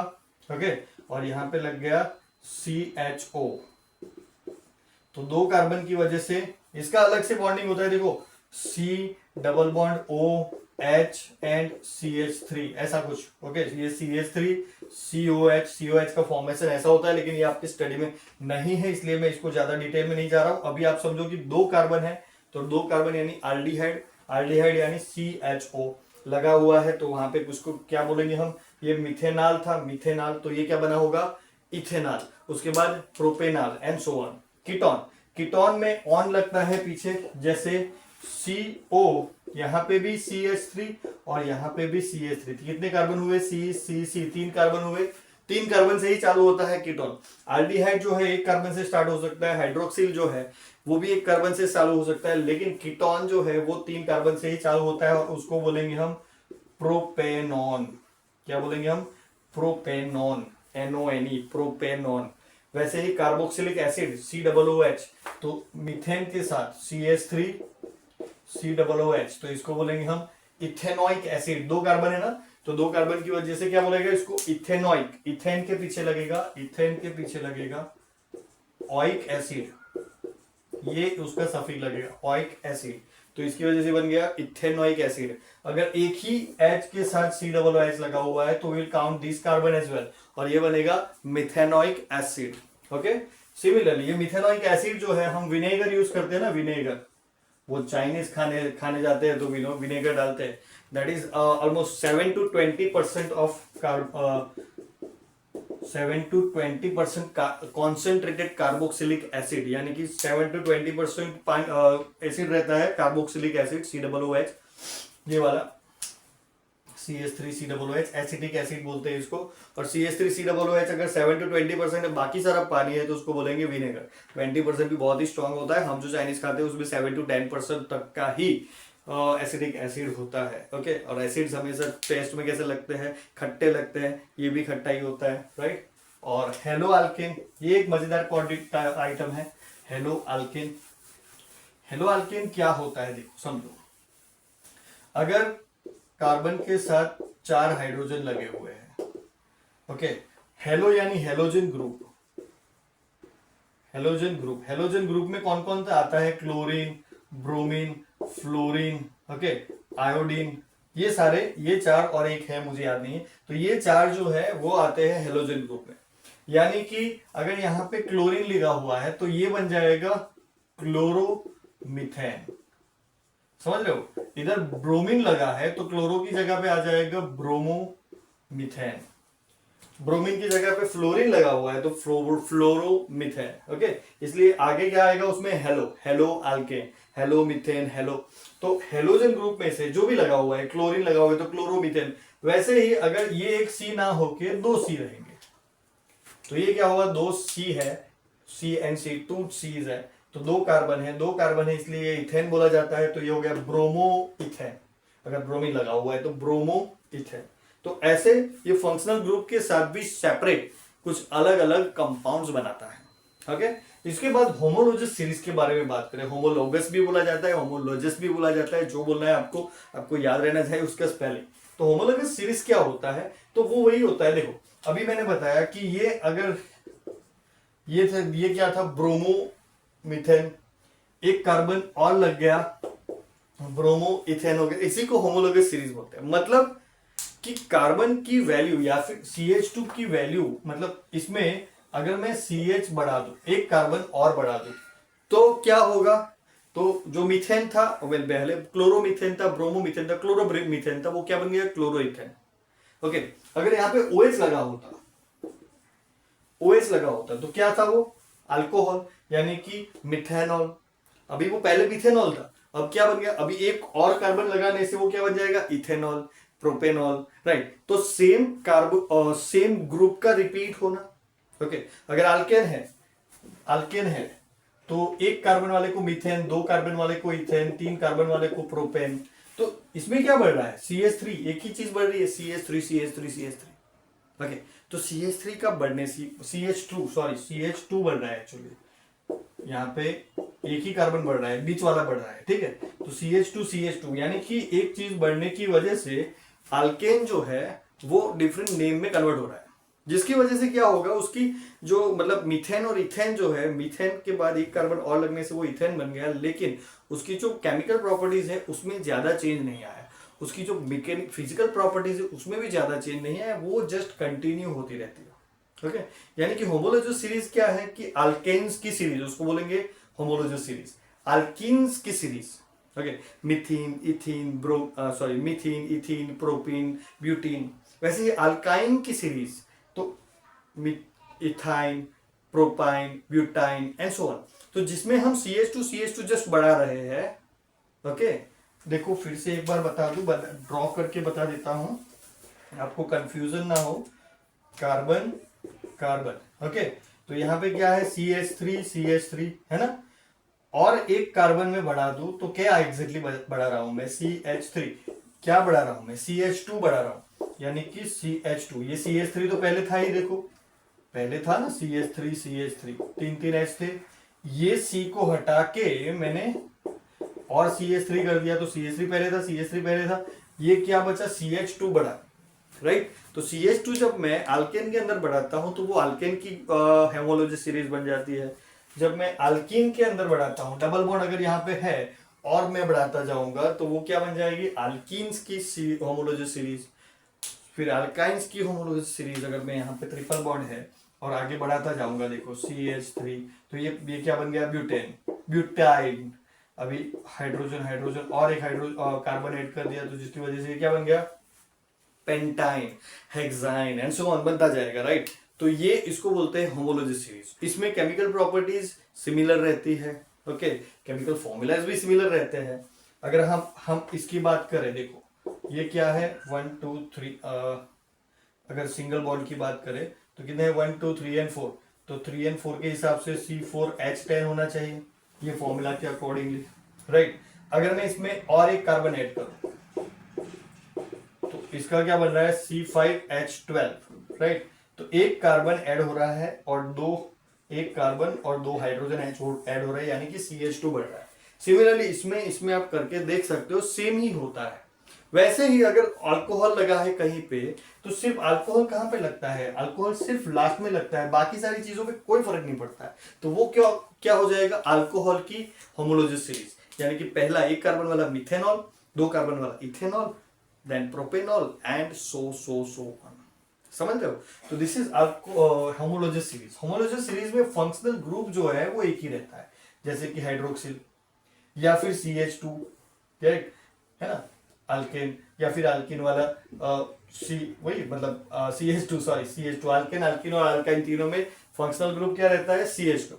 अगर OH है तो फंक्शनल ग्रुप सब में एक बार OH लगने के बाद पार्टी का कैरी फॉरवर्ड होता है, भले ही डबल बॉन्ड हो तो वो भी कैरी फॉरवर्ड ही होता है। फिर आल्डिहाइड CHO लगा हुआ है, ऐसे ही कोई भी एक फंक्शनल ग्रुप लग जाने के बाद सिर्फ मीथेन का इथेन का प्रोपेन का आगे ब्यूटेन होना, इसको बोला जाता है होमोलॉजस सीरीज। ओके, तो ये था कार्बन की वर्सेटैलिटी के बारे में, और ये थे रीजंस जिसकी वजह से कार्बन इतने सारे डिफरेंट कंपाउंड्स बना सकता है with different properties, with different uses. Okay, यहाँ पे देखिए, अगर हम मेडिसिन में, ड्रिंक्स में, परफ्यूम्स में, ये विनेगर खट्टा एसिड्स के फॉर्म में। हेलो अल्केन का मेडिसिन में यूज है। CCl4 जो है वो DDT में आता है ना, DDT यानी कीड़े मारने की दवाई पाउडर आता है, उसमें CCl4 आता है, टेट्राक्लोराइड। तो ये सारी चीजें जो है वो कार्बन बना सकता है। क्यों बना सकता है? क्योंकि इसके पास ऐसे रूल्स है, ऐसे कैरेक्टरिस्टिक्स है कि वो ऐसी चीजें कर सकता है। एक ही एलिमेंट जो फ्यूल में भी है, परफ्यूम में भी है, शुगर में भी है, हमारी बॉडी के अंदर भी और हर जगह पे है, उसके बारे में हम अब समझेंगे कि वो कैसे कैसे हर जगह पे है, वो कौन सी केमिकल रिएक्शन करके हर जगह पे घुसा हुआ है, बैठा हुआ है। ओके, तो चलिए इसको देखते हैं कि how carbon reacts, how carbon chemically reacts with everyone. तो ये सब समझने के लिए उसके केमिकल रिएक्शन समझने पड़ेंगे। तो चलो कौन कौन से केमिकल रिएक्शंस कैसे कैसे वो करता है वो देखते हैं। तो सबसे पहला हम समझते हैं कंबस्शन, जो कार्बन का बेसिक और बहुत ही बेसिक यूज है हमारी डेली लाइफ के अंदर, दैट इज कंबस्शन। हम फ्यूल जलाते हैं, पेट्रोल जलाते हैं, गाड़ी चलाते हैं, राइट, कोयला जलाते हैं, उसमें से इलेक्ट्रिसिटी प्रोड्यूस करते हैं थर्मल पावर प्लांट्स में, और बहुत सारी जगह पे हम कार्बनिक यानी कि कार्बन की चीज़ों को जला के बहुत सारी जगह पे हम एनर्जी प्रोड्यूस करते हैं। और वो जो एनर्जी है वो कहाँ से आती है? उसके कंबस्शन से। किसी भी चीज़ को जलाओ तो उसके लिए क्या चाहिए होता है आपको? ऑक्सीजन का सप्लाई, राइट। ऑक्सीजन के बिना किसी भी चीज का बर्निंग इज नॉट पॉसिबल। तो सेम होता है कार्बन के साथ। तो कार्बन जो है, कार्बन और उसके कंपाउंड्स, क्योंकि हमने लिखा है यहाँ पे कार्बन और उसके कंपाउंड्स के हम केमिकल रिएक्शंस देखेंगे। तो कार्बन जो है वो ऑक्सीजन के साथ रिएक्ट करके CO2 यानी कि कार्बन डाइऑक्साइड, हीट और बहुत सारी लाइट प्रोड्यूस करता है, बहुत सारी हीट और बहुत सारी लाइट प्रोड्यूस करता है। इसलिए कार्बन का कंबस्शन जो है हमें काफी यूजफुल होता है, क्योंकि गाड़ी चलाने के लिए हमें क्या चाहिए? Heat, right. वो फार्नेस आता है ना, ऐसे वो भूत वाले मूवीज में आप लेके लड़की भूत लेके जाता है ऐसा, तो उसके अंदर भी क्या चलता रहता है? केरोसिन, जिसकी वजह से लाइट प्रोड्यूस होती है, राइट। तो लाइट वाले लैंप्स के लिए भी हमें कार्बन का कंबस्शन करना पड़ता है, तो हीट और लाइट। ओके, फिर अकेला कार्बन डायरेक्टली ऐसे भी कर सकता है, लेकिन एज अ फ्यूल हम यूज करते हैं मीथेन, ब्यूटेन, ये सबको। तो मीथेन जो है, जैसे आगे बताया है, मीथेन जो है that is the main element of biogas. Biogas जिसको गांव में, जो मतलब डेवलप्ड गांव है जहाँ पे बायोगैस को अच्छे से बनाया गया है, उसमें से जो गैस आती है उसका मेन एलिमेंट रहता है मीथेन। और वो जो मीथेन है उसको वहां पे हम जैसे LPG यूज करते हैं, वैसे वहां पे जिसके आजू बाजू में बायोगैस है वहां पे मीथेन का यूज होता है to burn and to get the heat. मतलब खाना बनाने के लिए जो हीट चाहिए वो LPG की जगह पे। तो मीथेन, इवन मैं जो बोल रहा हूँ LPG, liquefied petroleum gas, liquefied petroleum gas, ये भी कार्बनिक ही है, मतलब इसको भी कार्बन से ही बनाया जाता है। ओके, इसमें ब्यूटेन होता है, लेकिन यहाँ पे हम मीथेन को यूज करते हैं। ओके, इसमें होता है ब्यूटेन, C4H10 मेन एलिमेंट के फॉर्म में। यहाँ पे बायोगैस में होता है मीथेन। तो मीथेन भी एक कार्बनिक कंपाउंड है, उसको भी ऑक्सीजन के साथ रिएक्ट करा के same CO2 plus H2O plus heat plus gas light मिलता है। यहाँ पे एडवांटेज ये है कि कार्बन डाइऑक्साइड जो कि एक पॉल्यूटेंट है, उसके साथ साथ H2O भी मिलता है, तो वो हमारे लिए बहुत ही बेसिक नीड है ना, H2O इज द वाटर। तो एक एडवांटेज रहता है जब मीथेन को जलाया जाए, यानी कि that can be considered as more cleaner fuel. Okay, इसको क्लीन फ्यूल कंसिडर किया जा सकता है because it is producing H2O as well with CO2। Okay, जो फ्यूल CO2 प्रोड्यूस ही नहीं करेंगे उसको हम प्योर क्लीन फ्यूल बोलेंगे, लेकिन अभी के लिए थोड़ा CO2 थोड़ा H2O इज गुड। देन ये है अपना इथेनॉल। देखो इथेनॉल, हम अगर देखें इथेन में दो कार्बन होते हैं, हर एक जगह पे हाइड्रोजन लगा होता है। ओके, हर एक जगह पे उसमें हाइड्रोजन लगा होता है। ये वाले हाइड्रोजन को रिप्लेस करके if I put it OH here, तो क्या बन जाएगा? ये C2H3+2 कितने हुए? C2H5 और एक OH। ओके, आप बोलोगे C2H6 और O नहीं लिख सकते, तो वो O लिखने पे, यानी कि अगर आप ऐसे बोल रहे हो C2H6O, नहीं, ये कीटोन हो जाएगा। तो जिसको जैसे लिखना पड़ता है वैसे ही मैं लिख रहा हूँ। ओके, ये ऐसे नहीं लिख पाएंगे, ये कीटोन हो जाएगा, हमको इसको ऐसे ही लिखना है C2H5 और एक जो हमारा एक्टिव ग्रुप है, ओके, वो है OH हाइड्रोक्सिल ग्रुप। तो उसमें 2A2 ऐड होके बनेगा CO2 plus H2O plus heat plus light. तो हमने देखा कि तो इसमें हम देख सकते हैं कि अलग अलग कार्बन जो है वो अलग अलग कंपाउंड्स, कार्बन के अलग अलग कंपाउंड्स भी O2 के साथ बर्न होके यानी कि O2 के साथ रिएक्ट करके हीट और लाइट प्रोड्यूस करते हैं। यानी कि कार्बन जो है एज अ कंबस्शन प्रोसेस हमारे लिए बहुत ही काम की चीज है, राइट। ओके, अभी उसमें भी डिटेल में देखें थोड़ा सा तो सैचुरेटेड हाइड्रोकार्बन्स, अभी हम आगे पढ़ चुके हैं कि सैचुरेटेड हाइड्रोकार्बन्स क्या होते हैं। फिर भी बता दूं कि जहां पे कार्बन्स के बीच में सिर्फ सिंगल बॉन्ड हो, सी सी सी, खाली सिंगल बॉन्ड, उसको सैचुरेटेड कार्बन बोला जाता है। तो सैचुरेटेड कार्बन्स, और जहां पे कहीं पे भी कोई भी एक जगह पे अगर डबल बॉन्ड या फिर ट्रिपल बॉन्ड हो, कोई भी एक जगह पे डबल बॉन्ड या फिर ट्रिपल बॉन्ड हो, तो उनको अनसैचुरेटेड हाइड्रोकार्बन्स बोला जाता है। ये अगर मैं बोलूं तो इसको ब्यूटेन बोलेंगे, इसको ब्यूटीन बोलेंगे और इसको बोलेंगे ब्यूटाइन। लिख के बता देता हूं, ये जो है इसको बोलेंगे हम ब्यूटेन, ब्यूटीन एंड ब्यूटाइन। तो तीनों के अलग अलग नाम है depending on the number of bonds between carbon. एक ही जगह पे कार्बन का डबल बॉन्ड या ट्रिपल बॉन्ड होना जरूरी होता है, उससे वो अनसैचुरेटेड बन जाता है। क्यों बनता है उसके लिए आगे वाला वीडियो देख लो, उसमें समझाया मैंने। तो अनसैचुरेटेड हाइड्रोकार्बन्स और सैचुरेटेड हाइड्रोकार्बन्स जब जलते हैं, मतलब जब उनको बर्न किया जाता है तो कैसी फ्लेम्स आती है। तो पहले तो अनसैचुरेटेड वालों को जलाओगे तो कैसी आएगी, ब्लू और क्लीन फ्लेम।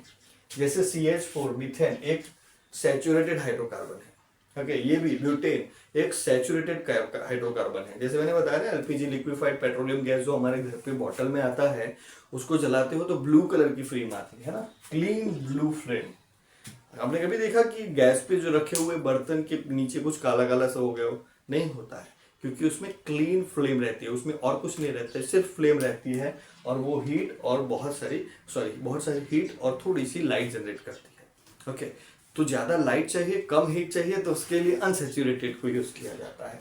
जैसे अनसैचुरेटेड हाइड्रोकार्बन्स वो कैसी फ्लेम देते हैं, येलो कलर की जो ज्यादा ब्राइट होती है, और सूटी मतलब थोड़ी धुएं वाली। धुआं दिखते नहीं है सच, लेकिन उसके ऊपर कोई बर्तन रखो या फिर किसी का अपना हाथ रख दो, हाथ मत रखना गर्म लगेगा, लेकिन कोई बर्तन रख दो या फिर कुछ रख दो ऊपर, या फिर कोई बर्तन जहाँ पे उसमें कुक कर रहे हो, तो उसके नीचे ब्लैक कलर की एसिड जमा हो जाएगी जो एक्चुअली कार्बन होता है। तो मतलब उसके अंदर सूट रहता है, सूट यानी कार्बन पार्टिकल रहता है जो दिखता नहीं है फ्लेम के दौरान, लेकिन उसके ऊपर कुछ रखने पे धीरे धीरे आपको आइडिया आएगा कि इसमें एक सूट आ रहा है। तो येलो कलर की सूटी फ्लेम आ रही, मतलब अगर आपके घर पे प्राइमस यानी वो जो कैरोसिन से चलने वाली चीज यूज हो रही है, तो what you can do is exactly कि चेक करो कि जो कलर है फ्लेम का वो कौन सा है। अगर येलो कलर का आ रहा है तो उसे ज्यादा एयर की जरूरत है, ज्यादा एयर दोगे तो वो ब्लू कलर में कन्वर्ट हो जाएगा। ओके, अनसैचुरेटेड हाइड्रोकार्बन येलो सूटी फ्लेम से जलते हैं। तो दिस इज अबाउट कंबस्शन, और यही कंबस्शन जो है हमारी लाइफ के अंदर बहुत ही बड़ा पार्ट है। इसके अलावा भी कार्बन जो है बहुत सारे अलग अलग रिएक्शंस करता है, तो एक एक करके उसको भी देख लेते हैं, लेकिन उसका जो मेन काम है हमारी लाइफ में दैट इज कंबस्शन। ऐसा नहीं कि बाकी चीजों का काम नहीं है, काम है। ओके, परफ्यूम्स बनते हैं, this are combustion is all about fuels, लेकिन हम परफ्यूम्स भी बनाते हैं, शुगर बनाते हैं जैसे फूड में डालने के लिए। तो ये सारी चीजें जो है उसमें भी कार्बन है, कैसे है वो एक एक करके देखते हैं। तो सबसे पहला देखो ऑक्सीडेशन। ऑक्सीडेशन का मतलब क्या होता है, किसी भी चीज के अंदर ऑक्सीजन को ऐड करना, राइट। ऑक्सीजन ऐड करो या फिर हाइड्रोजन निकालो तो उसको बोला जाता है ऑक्सीडेशन, है ना। ऑक्सीजन प्लस करो या फिर हाइड्रोजन को माइनस करो, हाइड्रोजन हटा दो, हाइड्रोजन अगर है किसी के अंदर तो उसको हटा दो या फिर ऑक्सीजन को ऐड कर दो, दोनों चीजों को ऑक्सीडेशन बोला जाता है। Okay, now if you see कि ये जो है ये क्या है, देखो C2H5OH जो हमने अभी लिखा था C2H5OH, ये क्या है, इथेनॉल। इथेनॉल यानी कि अगर इसको ऐसे बोले तो इथाइल अल्कोहल, इथाइल अल्कोहल मतलब अल्कोहल है। ओके, अभी इसको ऑक्सीजन के साथ रिएक्ट कराओ, ऑक्सीजन के साथ रिएक्ट नहीं करा रहे हम, इसके अंदर ऑक्सीडाइजिंग एजेंट्स डाल रहे हैं। देखो, ऑक्सीजन के साथ रिएक्ट कराना मतलब O2 के साथ रिएक्ट कराना। यहाँ पे मैंने O2 के साथ रिएक्ट नहीं करवाया है। देखो, O को ऐसे स्क्वायर ब्रैकेट में डाला हुआ है, स्क्वायर ब्रैकेट में। इसका मतलब क्या हुआ कि वो ऑक्सीजन के साथ डायरेक्टली रिएक्ट नहीं कर रहा है, हम उसके साथ ऑक्सीडाइजिंग एजेंट्स ऐड कर रहे हैं। ऑक्सीडाइजिंग एजेंट्स क्या होते हैं? जो सामने वाली चीज का ऑक्सीडेशन करे उसको ऑक्सीडाइजिंग एजेंट बोलते हैं। समझ रहे हो? मतलब उसके पास ऑक्सीजन के साथ रिएक्ट करने की जरूरत नहीं रहेगी। ऑक्सीडाइजिंग एजेंट को डालने की वजह से वो जो चीज है, यानी कि हमारा यहाँ पे इथेनॉल जो है, उसके साथ ऑटोमेटिकली ऑक्सीजन का रिएक्शन हो जाएगा, उसके अंदर ऑक्सीजन ऐड हो जाएगा। ओके, अगर इथेनॉल को O2 के साथ रिएक्ट कराओगे, देखो यहाँ पे, तो वो तो जल जाएगा, गायब हो जाएगा। हमें उसको ऑक्सीडेशन कराना है, उसका ऑक्सीडेशन कराना है। ओके, ऑक्सीडेशन कराना है तो हमें ऑक्सीडाइजिंग एजेंट डालने पड़ेंगे। यहाँ पे हम दोनों में से कोई भी, ये एक है और ये एक है, ये है अल्कलाइन KMnO4, इसको अल्कलाइन पोटेशियम परमैंगनेट भी बोलते हैं। पोटेशियम, पूरा स्पेलिंग नहीं लिख रहा हूं, लेकिन पोटेशियम परमैंगनेट। और ये जो है एसिडिफाइड K2Cr2 यानी K2Cr2O7 यानी कि पोटेशियम डाइक्रोमेट। तो इन दोनों में से कोई भी आपका एज एन ऑक्सीडाइजिंग एजेंट काम कर सकता है इथेनॉल के साथ। तो इथेनॉल के अंदर अल्कलाइन KMnO4 या फिर एसिडिफाइड K2Cr2O7 का 1-2 ड्रॉप डाल दो तो उसका ऑक्सीडेशन हो जाएगा। ऑक्सीडेशन होके मिलेगा क्या? CH3COOH। ये जो है इसको एसिटिक एसिड बोलते हैं, जो कि विनेगर में आता है। 7 to 20% एसिटिक एसिड और बाकी सारा पानी ले लो तो विनेगर बन जाता है। ये है CH3COOH, उसका कॉमन नेम है एसिडिक एसिड। और इसका जो अगर केमिकल नेम देखो तो इथेनोइक एसिड। यस, इसका केमिकल नेम देखो तो 2 कार्बन है इसलिए इथेन और COOH है इसलिए ओइक एसिड। COOH के होने की वजह से ओइक एसिड बोला जाता है, तो ये हो गया इथेनोइक एसिड। ओके, उसी को एसिडिक एसिड बोलते हैं। तो ये एक रिएक्शन हुआ। ओके, इसमें आप एक एक्टिविटी सिंपली कर सकते हो घर पे अगर है तो इथेनॉल क्या होता है? इथेनॉल जनरली अल्कोहल है, अल्कोहल यानी कि दारू, शराब। ओके, तो उसके अंदर अगर आप जैसे 1-2 ड्रॉप पोटेशियम परमैंगनेट डाल देते हो, पोटेशियम परमैंगनेट, तो potassium permanganate generally purple colour का होता है। इसका कलर जो है, ये जो है पर्पल कलर का होता है। तो पर्पल कलर जब आप इसके अंदर डालोगे तो तुरंत ही पर्पल कलर जो है वो गायब हो जाएगा और ये बन जाएगा। अभी ये बनेगा कि नहीं वो आप नहीं चेक कर पाओगे, लेकिन इसका पर्पल कलर गायब हो जाएगा तो आपको समझ में आ जाएगा कि यहाँ पे जो है ये बन चुका है। ओके, ये एक स्मॉल एक्टिविटी आप कर सकते हो। तो चलिए और भी रिएक्शन से देखते हैं आगे। तो नेक्स्ट जो रिएक्शन है दैट इज एडिशन रिएक्शन। आपको बता दूं कि एडिशन रिएक्शन जो है वो जनरली अनसैचुरेटेड कार्बन कंपाउंड्स करते हैं। यानी कि अनसैचुरेटेड की बात करें तो जिसमें डबल बॉन्ड या फिर ट्रिपल बॉन्ड हो उनको अनसैचुरेटेड कार्बन कंपाउंड्स कहते हैं, और वो ही एडिशन रिएक्शन करते हैं क्योंकि उनके पास एडिशन के लिए जगह होती है। ऐसा जनरली है कि कार्बन के आजू बाजू टोटल 4 जगह होती है, बिकॉज उसके एक्स्ट्रा मतलब आउटर मोस्ट ऑर्बिट में 4 इलेक्ट्रॉन्स है, 4 उसको फुलफिल करने हैं, तो 4 के साथ वो शेयरिंग करता है। तो 4 शेयरिंग के लिए अब अभी यहाँ पे 2 लाइन तो हो गई, देखो 4 में से 2 लाइन तो हो गई, तो इधर एक बची इधर एक बची। अभी कार्बन को क्या चाहिए कि वो लोग ऑब्वियसली 4 अलग अलग जगह पे कंपाउंडिंग करना चाहेंगे, 4 अलग अलग जगह पे किसी के साथ जुड़ना चाहेंगे। यहाँ पे अगर डबल बॉन्ड कार्बन के साथ बना हुआ है यानी वो खुद के साथ ही 2 बार जुड़ा हुआ है, ऐसा बोल सकते हो। मतलब ये उसको अच्छा नहीं लगता है, अंदर से उसको फील नहीं आती, इसलिए ये बॉन्ड तोड़ के वो ऐसा कुछ बॉन्ड बनाने की ट्राई करेगा। मतलब ये वाला बॉन्ड तोड़ के वो इधर और ये वाला इधर ऐसे बनाने की वो ट्राई करेंगे। ठीक है, इसलिए ये जो अनसैचुरेटेड कार्बन कंपाउंड्स है जैसे ethene, okay, ethene, ethyne, propene, propyne, ये सारे एडिशन रिएक्शन करेंगे। एडिशन रिएक्शन में सिंपल है, देखो C2H4 जो कि ये है C2H4, राइट। C2H हाइड्रोजन किधर है? तो जो खाली जगह पड़ी है वहां पे हाइड्रोजन है। तो C2H4 जो है दैट इज उसके अंदर अगर H2 ऐड कर दिया जाए तो देखो इधर C और C ये तो था ही, राइट। इधर नया हाइड्रोजन, इधर नया हाइड्रोजन जुड़ जाएगा। ओके, तो it is like this. C2H4 जो है कन्वर्ट हो जाता है इथीन, जो है कन्वर्ट हो जाता है इथेन में, और वो होता है निकल या फिर पैलेडियम कैटलिस्ट की अवेलेबिलिटी में। अभी ये जो एरो के ऊपर लिखा जाता है वो उनको बोला जाता है कैटलिस्ट। कैटलिस्ट क्या करते हैं, जो रिएक्शन हो रही है उसको स्पीड अप कर देते हैं, बूस्ट कर देते हैं, ओके, थोड़ा स्पीडी कर देते हैं, जिससे जो रिएक्शन जो है वो ऐसा ही हो और बूस्टेड भी हो। अभी आप बोलोगे कि सिर्फ स्पीड बढ़ाने के लिए होता है, नहीं, कैटलिस्ट जो है एक पर्टिकुलर रिएक्शन को करवाने के लिए, जैसे C2H4 और H2 जो है वो एक दूसरे के साथ प्यार तो बहुत करते हैं लेकिन मानते नहीं, एक दूसरे के साथ बात नहीं कर रहे हैं, तो बीच में एक बंदा आएगा जो इन दोनों को बात करवाएगा, निकल या पैलेडियम, समझ रहे हो। तो वो एक रिएक्शन के लिए रिस्पॉन्सिबल भी है और रिएक्शन को बूस्ट भी करते हैं, उनके बिना reactions not possible type of ही होती है, ओके। ये वाली रिएक्शन करनी है तो निकल या फिर पैलेडियम लाना पड़ेगा, कहने का मतलब। यहाँ पे फिर अगर उसको भी आगे देखो कि ये वाला, जैसे अगर यहाँ पे ट्रिपल बॉन्ड है तो ट्रिपल बॉन्ड है तो पहले क्या करना पड़ेगा, H2 ऐड करके आपको पहले डबल बॉन्ड वाले में कन्वर्ट करना पड़ेगा, यानी कि इथाइन जो है, ethyne it will be converted to ethene first, फिर उसमें H2 ऐड करके फिर से वो बनेगा इथेन। तो जो अनसैचुरेटेड वंस है वो जनरली ऐसे कन्वर्ट होते हैं। इसमें इसको हाइड्रोजिनेशन भी बोला जा सकता है, ओके। ये जो H2 जो ऐड कर रहे हैं ना हम, तो हाइड्रोजन ऐड कर रहे हैं तो उसको क्या बोला जाएगा, हाइड्रोजिनेशन। जैसे जनरली वेजिटेबल ऑयल्स का हाइड्रोजिनेशन करके सॉलिड फैट्स बनाए जाते हैं। आपने मार्गरीन देखा होगा, मार्गरीन नहीं देखा, बटर देखा है, बटर, हाँ, तो बटर जो अमूल का बटर आता है वो बटर होता है, ओके। और उसकी जगह पे उसके रिप्लेसमेंट में जो दुकान वाले यूज करते हैं ना वो सस्ता बटर, वो होता है मार्गरीन। मतलब अवेलेबिलिटी में अगर बटर महंगा पड़ता है तो वो लोग ऑब्वियसली मार्गरीन यूज करेंगे, सॉरी नेक्स्ट बटर यूज करेंगे। वो बेसिकली होता है वेजिटेबल ऑयल का हाइड्रेशन करके मार्गरीन बनाया जाता है, और मार्गरीन दिखता बिल्कुल बटर जैसा है, टेस्ट भी ऑलमोस्ट बटर जैसा आता है, तो आपको पता नहीं चलेगा कि वो बटर है या मार्गरीन है, लेकिन वो मार्गरीन ही होता है जब आप कोई सस्ती वाली दुकान पे खाते हो, या फिर महंगे वाले भी यही करते हैं। मैं ऐसा किसी को सस्ता वाला महंगा वाला नहीं बोल रहा हूँ, लेकिन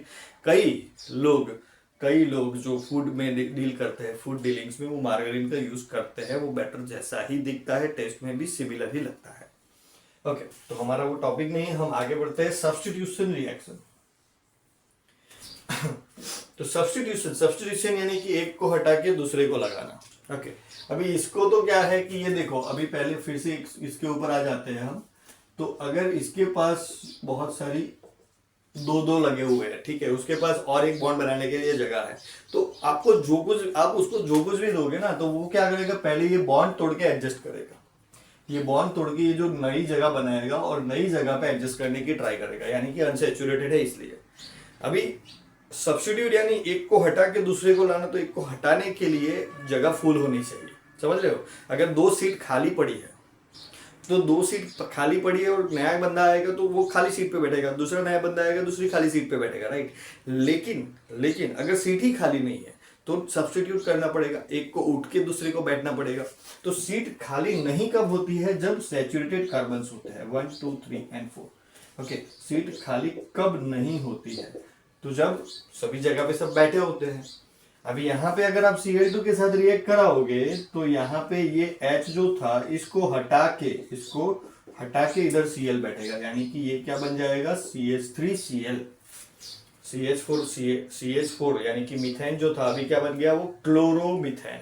क्या बना वो, क्लोरोमीथेन, समझ रहे हो। तो सैचुरेटेड कार्बन कंपाउंड्स जो है वो जनरली इस टाइप ऑफ सब्स्टिट्यूशन रिएक्शन करते हैं, क्योंकि उनके पास बिठाने के लिए जगह नहीं होती को उठा के, और हाइड्रोजन को जनरली उठा देता है कार्बन और उसकी जगह पे किसी और को रख देता है, ओके। आगे भी देखा है हमने, कभी कभी H की जगह पे OH लगा हुआ होता है ना, कभी कभी H की जगह पे CO लगा हुआ होता है। तो H हट जाता है प्यार से, तो उसको इतना ज्यादा बहुत पड़ी नहीं है। तो this is substitution reaction.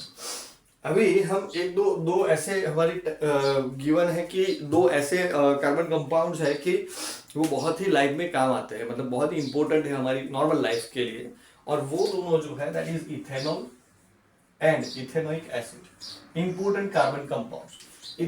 Ethanol जो है दैट इज C2H5OH, उसका ये है, इसमें OH होने की वजह से ऑल लगाना है तो OH होना चाहिए लास्ट में, हाइड्रोक्सिल ग्रुप बोलते हैं उसको, और OH लास्ट में है तो उसके पीछे ऑल लगता है।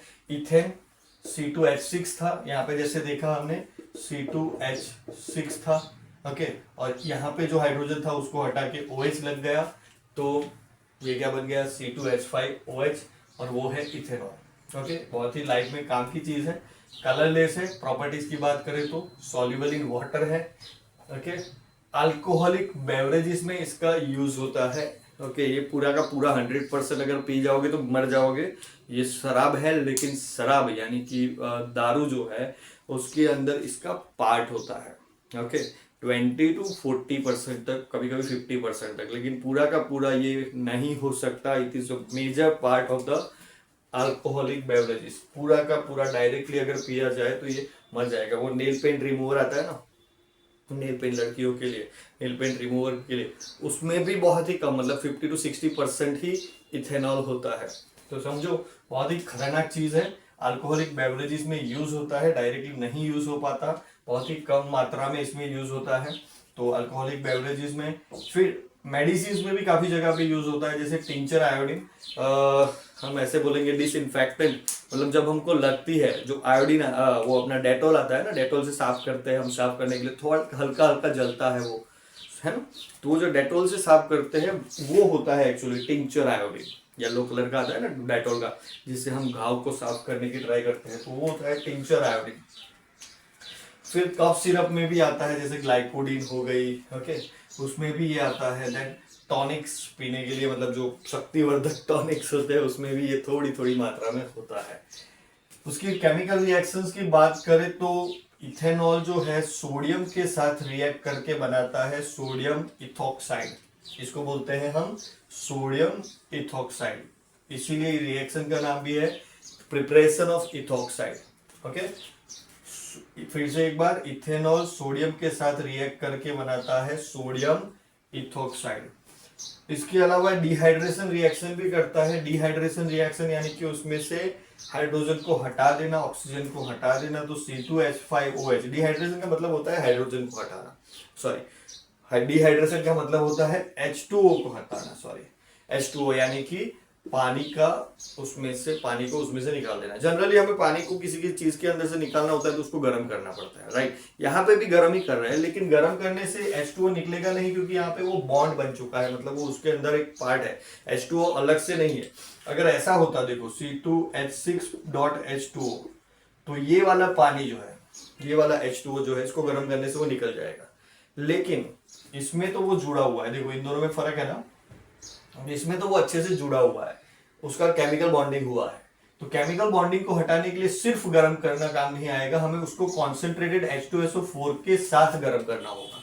H2SO4 इज सल्फ्यूरिक एसिड, और सल्फ्यूरिक एसिड के साथ उसको अच्छे से गर्म करना होगा, तब उसमें से H2O निकलेगा, और H2O निकलने के बाद वो क्या बनेगा, इथिन, नॉट द इथेन। ओके, ये क्या बनेगा, इथिन। दो हाइड्रोजन कम रहेंगे, देखो इथिन क्या होता है, फिर से एक बार डबल बॉन्ड ऐसे, तो ये इथिन बनेगा, 4 हाइड्रोजन।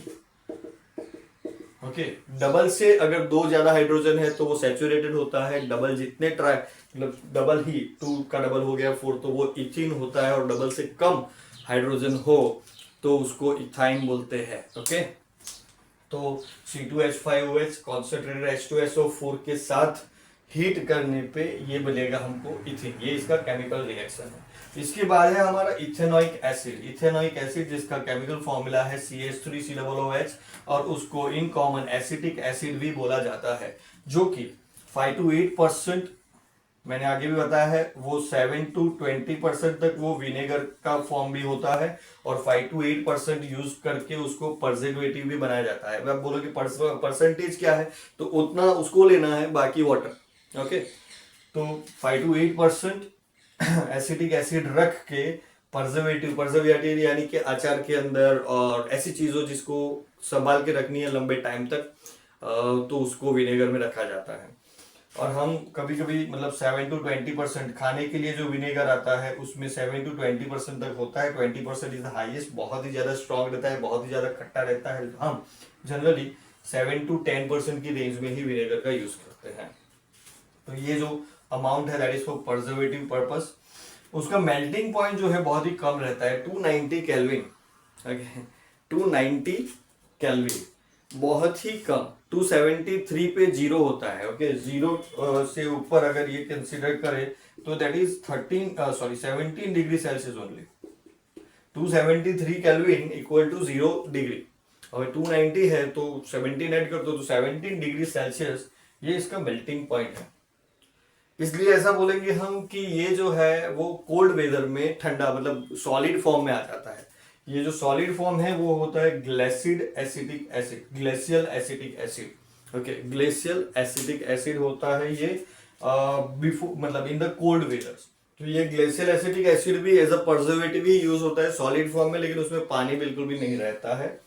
तो उसके केमिकल रिएक्शंस की बात करें तो एस्टरिफिकेशन यानी मेकिंग ऑफ द एस्टर्स।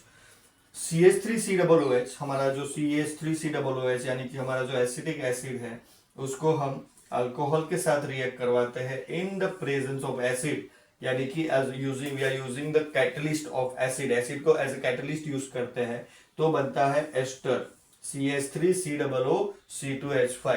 एक एस्टर प्रोडक्ट मिलता है। एस्टर के बारे में हमें इतना ज्यादा नहीं समझना है अभी, लेकिन esters are having sweet smells. Sweet उनकी स्मेल होती है, उसके साथ थोड़ा सा पानी जनरेट होता है।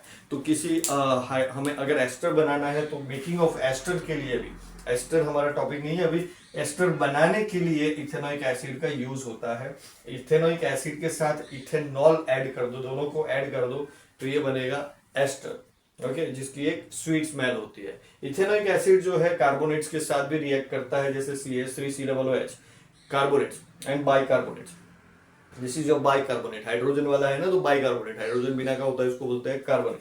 तो NaHCO3 जो है उसके साथ रिएक्ट करके बनाता है CH3COON, मेन है कार्बन डाइऑक्साइड और H2O कार्बन, और ये जो है हमारा सॉल्ट है, this is a salt, sodium salt. हम खाने वाला सॉल्ट नहीं, लेकिन जो जिसमें एसिड और बेस मिलते हैं, एक मेटालिक प्रोडक्ट एक नॉन मेटालिक प्रोडक्ट, दोनों मिलके वो जो बनाते हैं उसको सॉल्ट बोला जाता है। ये है कार्बन डाइऑक्साइड और H2O। तो जब हम कार्बोक्सिलिक एसिड का, ये इथेनोइक एसिड को जब हम कार्बोनेट के साथ रिएक्ट करवाते हैं तो सॉल्ट, कार्बन डाइऑक्साइड और H2O मिलता है। इसका टेस्ट मतलब CO2 क्या मिलता है कि नहीं, वो मतलब वहां पे अगर आप लाइम वाटर रख दोगे तो लाइम वाटर जो है थोड़ा मिल्की हो जाएगा। दिस विल प्रूव दैट वहां से CO2 पास हुआ है, यानी कि CO2 जनरेट हुआ है। CO2 का ये टेस्ट है। CO2 लाइम वाटर में से अगर पास करो तो लाइम वाटर जो है क्लियरली विजिबली आपको मिल्की देखने को मिलेगा। ओके, तो चलिए आगे भी देखते हैं, इसमें बहुत और भी है। कार्बन कंपाउंड की 2-3 और मतलब बहुत सारी वेराइटीज है, एक दो और वेराइटीज समझ लेते हैं, जो है सोप्स और डिटर्जेंट्स। आपको जान के ऐसा लगेगा कि सोप्स और डिटर्जेंट भी कार्बन से ही बनते हैं। कार्बन ब्लैक कलर का होता है, लेकिन वही गंदा भी करता है और वही क्लीन भी करता है। तो सोप्स और डिटर्जेंट्स जो है वो हम समझते हैं कि सोप्स क्या होते हैं, कैसे काम करते हैं। तो let us understand soaps. Soaps जो है बेसिकली वो मिसेल्स के थ्रू क्लीन करते हैं। मिसेल क्या होता है वगैरह मैं समझाता हूं आपको। उसको क्लस्टर भी बोला जाता है, क्लस्टर्स। ओके, तो मिसेल ही जनरली उसका नाम है, लेकिन क्लस्टर भी बोला जाता है कई कई जगह पे उसको। तो सोप जो है उसको समझाता हूं मैं। यहाँ पे पहले समझ लीजिए कि सोप है क्या। इट इज अ सोडियम और potassium salt of long chain carboxylic acid. मतलब एक बड़ी सी लंबी, यहाँ पे जैसे आप देख सकते हो ये बड़ी सी लंबी एक कार्बोक्सिलिक एसिड की चेन है। कार्बोक्सिलिक एसिड क्या होता है? कार्बोक्सिलिक एसिड होता है CH3COOH, ये एक कार्बोक्सिलिक एसिड है। CH3CH2COOH, ये भी एक कार्बोक्सिलिक एसिड है। समझ रहे हो? इथेनोइक एसिड COOH जहां पे लगा होता है उसको कार्बोक्सिलिक एसिड बोलते हैं। ये हो गया इथेनोइक एसिड, ये हो गया प्रोपेनोइक एसिड, ब्यूटेनोइक एसिड, और ये एक लंबी सी चेन है कार्बोक्सिलिक एसिड की, जिसके हेड के ऊपर लगा हुआ है एक सोडियम प्लस, सोडियम या फिर वहां पे पोटेशियम लगा हो सकता है, जो कि आयोनिक फॉर्म में रहता है। इसलिए यहां पे बोलेंगे शॉर्ट आयोनिक पार्ट, जिसको हम हाइड्रोफिलिक हेड बोलेंगे, क्योंकि सोडियम जो है वो पानी को बहुत ही अच्छे से प्यार करता है। इसलिए सोडियम जो है वो पानी के साथ जुड़ सकता है, यानी कि Na प्लस जो है वो क्या हो गया? Hydrophilic. Hydrophilic is something which is attracted towards the water, और उसका ही ऑपोजिट क्या हो जाता है? हाइड्रोफोबिक, यानी कि ऐसी चीज जो पानी के साथ अट्रैक्ट नहीं होती है, पानी को रिपेल करती है, पानी से दूर ही भागती है। तो ऐसी चेन है लॉन्ग हाइड्रोकार्बन चेन, जहां पे जनरली क्या होता है? कार्बोक्सिलिक एसिड होता है यहाँ पे। तो दो चीजें हैं इसमें, हाइड्रोफिलिक एंड हाइड्रोफोबिक। एक चीज है जो हाइड्रोफिलिक पानी के साथ अट्रैक्ट होगी, दूसरी चीज है वो पानी से दूर भागेगी। और स्पेशलिटी ये है कि ये जो पानी से दूर भागने वाली चीज है वो ऑयल, डर्ट, ऐसी चीजों के साथ वो अट्रैक्ट हो जाती है, क्योंकि जो भी दाग धब्बे होते हैं हमारी बॉडी के ऊपर या फिर हमारे कपड़ों के ऊपर, वो हल्के से ऑयली जरूर होते हैं। ओके, तो अभी एक एग्जांपल्स के थ्रू आपको मैं समझा रहा हूं कि हाउ ये मिसेल फॉर्म होता है और हाउ इट वर्क्स। तो ये समझो कि एक सरफेस है, ये समझो कपड़े हैं, हमारे कपड़े के ऊपर एक धब्बा लगा हुआ है जो एक दाग है, जो एक डर्ट है या फिर ऑयल का धब्बा लगा हुआ है। तो क्या होगा जब हम उसको पानी से धोएंगे तो पानी तो ऊपर से चला जाएगा क्योंकि ये कैसा है, ऑयली है। अभी पानी के अंदर हम जब सोप ऐड करेंगे तो क्या होगा कि पानी के अंदर सोप ऐड करने की वजह से यहाँ पे एक ये चीज हो जाएगी जिसमें Na+ जो है वो पानी के साथ मिक्स गया होगा, लेकिन ये मिक्स नहीं हुआ होगा। तो क्या होगा एग्जैक्टली कि ये जो टेल है वो इसके साथ जब यहां से वो पानी पसार होगा, पास होगा, तो ये जो टेल्स है इट विल लाइक दिस, यहाँ पे उसका हेड पकड़ लेते हैं, हर एक टेल जो है इसके साथ ऐसे जुड़ जाएगी, देखो ऐसे इसके साथ जुड़ जाएगी हर एक डायरेक्शन में। और जो ये हेड में बता रहा हूं, हेड जो है, ये जो टेल है किसके साथ जुड़ गई, देखो यहाँ पे धब्बे के साथ, जबकि हेड जो है वो कहां पे जुड़ गया, हेड जो है वो तो पानी के साथ है क्योंकि आजू बाजू हमने सब पानी पानी डाला हुआ है इधर, तो पानी के साथ जुड़ा हुआ है, और टेल जो है इसके साथ जुड़ गए। अभी इनके बीच में बॉन्डिंग हो गया, यानी कि ये छोड़ेंगे नहीं अपने बॉन्डिंग को और हम पानी को पास करते जाएंगे। तो ये जो पोर्शन है, ये जो हेड्स है वो उसको पकड़ के, समझ रहे हो, पानी के साथ उसको पकड़ के खींच के बाहर ले जाएंगे। और ये जो राउंड स्फेरिकल जैसा ऑब्जेक्ट, मतलब आजू बाजू सब जगह पे, वो जो जहां पे भी वो धब्बा लगा हुआ है ना, उसके सब जगह पे ऐसा राउंड में स्फेरिकल फॉर्म में ऐसा जनरेट हो जाएगा, उसी को हम मिसेल या फिर क्लस्टर बोलते हैं। तो समझ गए कि ये जो पोर्शन जहां पे धब्बा था वहां पे ये जो टेल है वो चिपक गई जाके, और पानी का वॉल, जो पानी के साथ जो जुड़ने वाला भाग था वो बाहर ही रह गया, पानी के साथ रह गया। और पानी वहां से जब बहता जाएगा पानी वहां से, वॉशिंग मशीन में ये होता है, जब कपड़े धोते हैं बाहर तभी वो पानी को फ्लो कराते हैं, जब हम बर्तन साफ करते हैं, हमारे बॉडी को साफ करते हैं, तब भी हम हमारे ऊपर पानी डालते हैं, बर्तन में भी पानी डालते हैं। तो जैसे पानी डालते जाएंगे वो पानी के साथ ये हेड्स जो है वो ऐसे पकड़ के उसको खींचते रहेंगे, और ये जो पोर्शन है वो धीरे धीरे गायब हो जाएगा। पहले ऊपर का लेयर, फिर उसके नीचे का लेयर, फिर ऐसे ऐसे करके वो पूरा का पूरा धब्बा जो है वहां से साफ हो जाएगा। ओके, तो ऐसे काम करता है मिसेल। मिसेल्स का वर्किंग जो है बहुत ही इंपॉर्टेंट रहता है इफ यू आर स्टडिंग, और मिसेल अगर आपके टॉपिक में है तो मिसेल IMP है क्वेश्चन। हार्ड वाटर एक चीज होती है, हार्ड वाटर जो जनरली वाटर क्या होता है, उसमें ज्यादा सॉल्ट्स नहीं होता है, अगर होते भी है तो बहुत ही कम मात्रा में, वो सिर्फ H2O होता है, राइट, पानी होता है। लेकिन अगर उसमें Mg2+ यानी कि मैग्नीशियम या फिर कैल्शियम के सॉल्ट्स एडेड है तो वो हार्ड वाटर कहलाता है। मैग्नीशियम या कैल्शियम के अगर सॉल्ट्स है वहां पे तो उसको क्या बोलते हैं, हार्ड वाटर। अब ये हार्ड वाटर जो है वो थोड़ा टफ रहता है सॉल्व करने में, जबकि हम जहां पे हम सोप्स ऐड करेंगे, मतलब सोप्स को क्या करना था, मिसेल पे जाना था, लेकिन सोप्स जो है वो इनसॉल्युबल प्रिसिपिटेट्स जनरेट कर लेंगे। मतलब जैसे ही आप उसको डालोगे तो Na+ जो है वो Mg2+ इधर चला जाएगा, Ca2+ इधर चला जाएगा, Na2+ निकल जाएगा, यानी कि जो हाइड्रोफिलिक हेड है वो हट जाएगा, उसकी जगह ये ले लेंगे Mg2+ या Ca2+। ओके, तो most of the soap particles will be wasted in removing Mg2+ and Ca2+ from the water.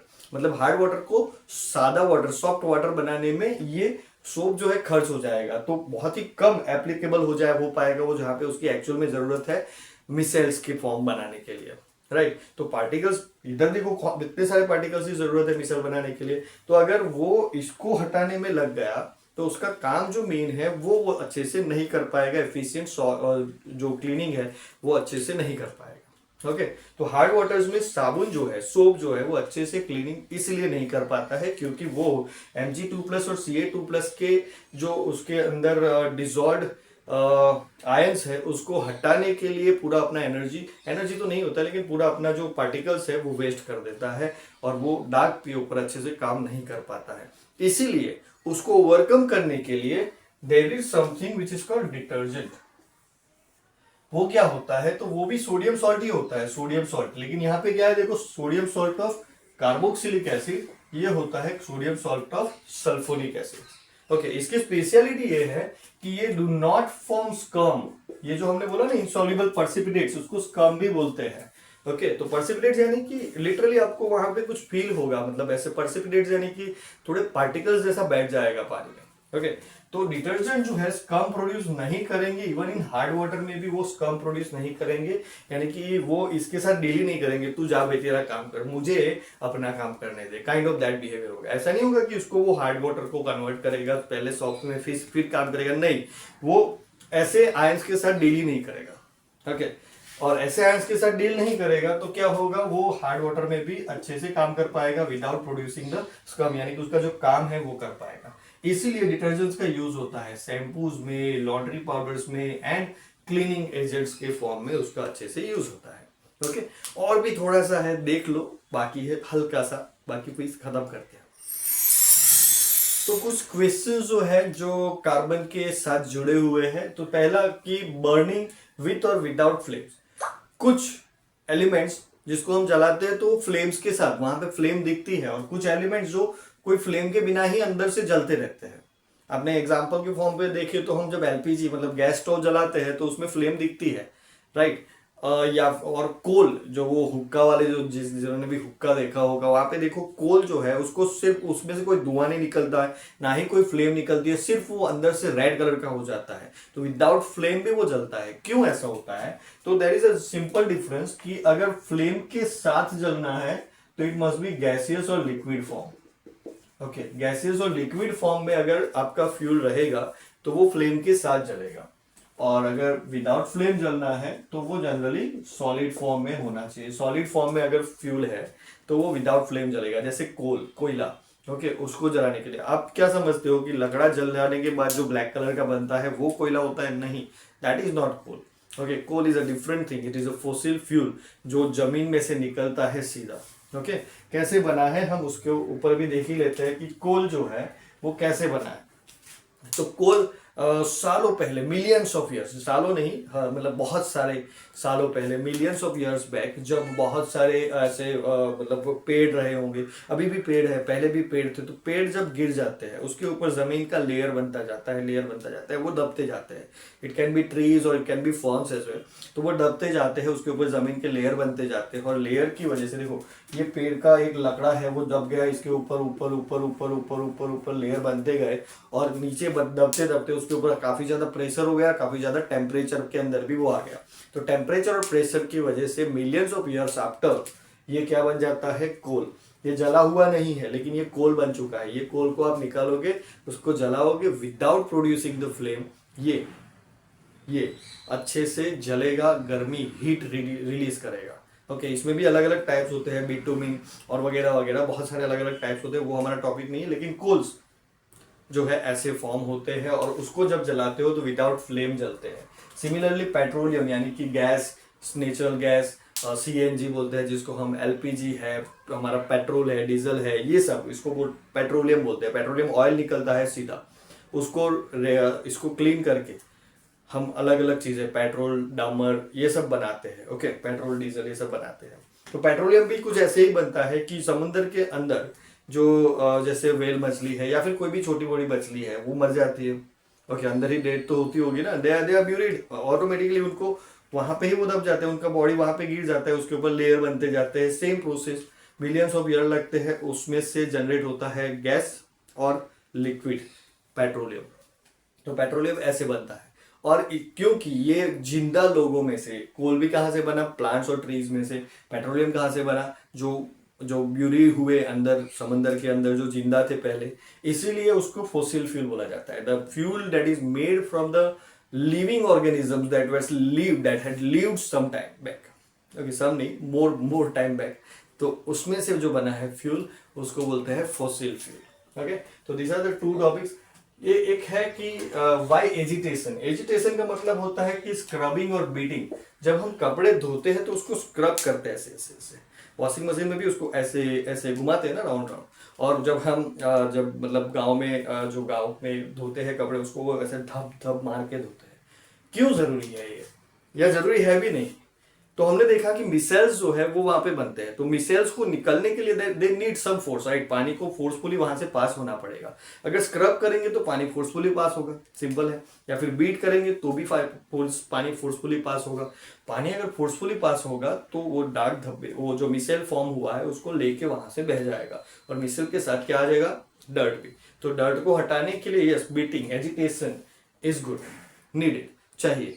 Possibly अगर एजिटेशन नहीं करेंगे, स्क्रबिंग या फिर बीटिंग नहीं करेंगे, तो पॉसिबली आपका डार्क जो है नहीं निकलेगा या फिर कम निकलेगा। ओके, तो this is how the agitation works. तो ये था बहुत सारा कार्बन के बारे में, और भी बहुत कुछ है कार्बन के बारे में, लेकिन हम हमारा नॉलेज यहाँ पे लिमिट करते हैं, क्योंकि वीडियो के एंड में आपको बताना चाहूंगा कि हम जो है, मैं ये चैनल पे हर हफ्ते 500 रुपए का गिव अवे करता हूं। हर मंगलवार रात को 9:15 बजे एक सही जवाब का मैं 100 रुपए पे करता हूं। आपको सिंपली ये वीडियो देखने हैं, उसमें से सीखना है, सीख के मेरे लाइव ज्वाइन करने हैं, और लाइव में जो क्वेश्चन मैं पूछता हूं उसका आंसर करना है। एक सही जवाब का 100 रुपए, 5 सही जवाब के आप 500 रुपए लेके जा सकते हो हर हफ्ते मेरे पास से। अगर विश्वास नहीं आ रहा है तो मेरे लाइव सेशंस को देखो। हर हफ्ते हर मंगलवार रात के 9:15 बजे एक लाइव होता है। ओके, और ये हर हफ्ते होता है, तो आप कोई भी हफ्ते अगर आपके पास टाइम हो तो ज्वाइन जरूर करिएगा। और अपडेट्स के लिए प्लीज मेरे Instagram channel the paying teacher को फॉलो कर लीजिए, ताकि आपको जो भी अपडेट, ये मंगलवार को कौन सा टॉपिक है, कौन से वीडियोज है वगैरह, आपको मिलता रहेगा। ओके, तो चलिए मिलते हैं नेक्स्ट वीडियो में, तब तक के लिए बाय बाय।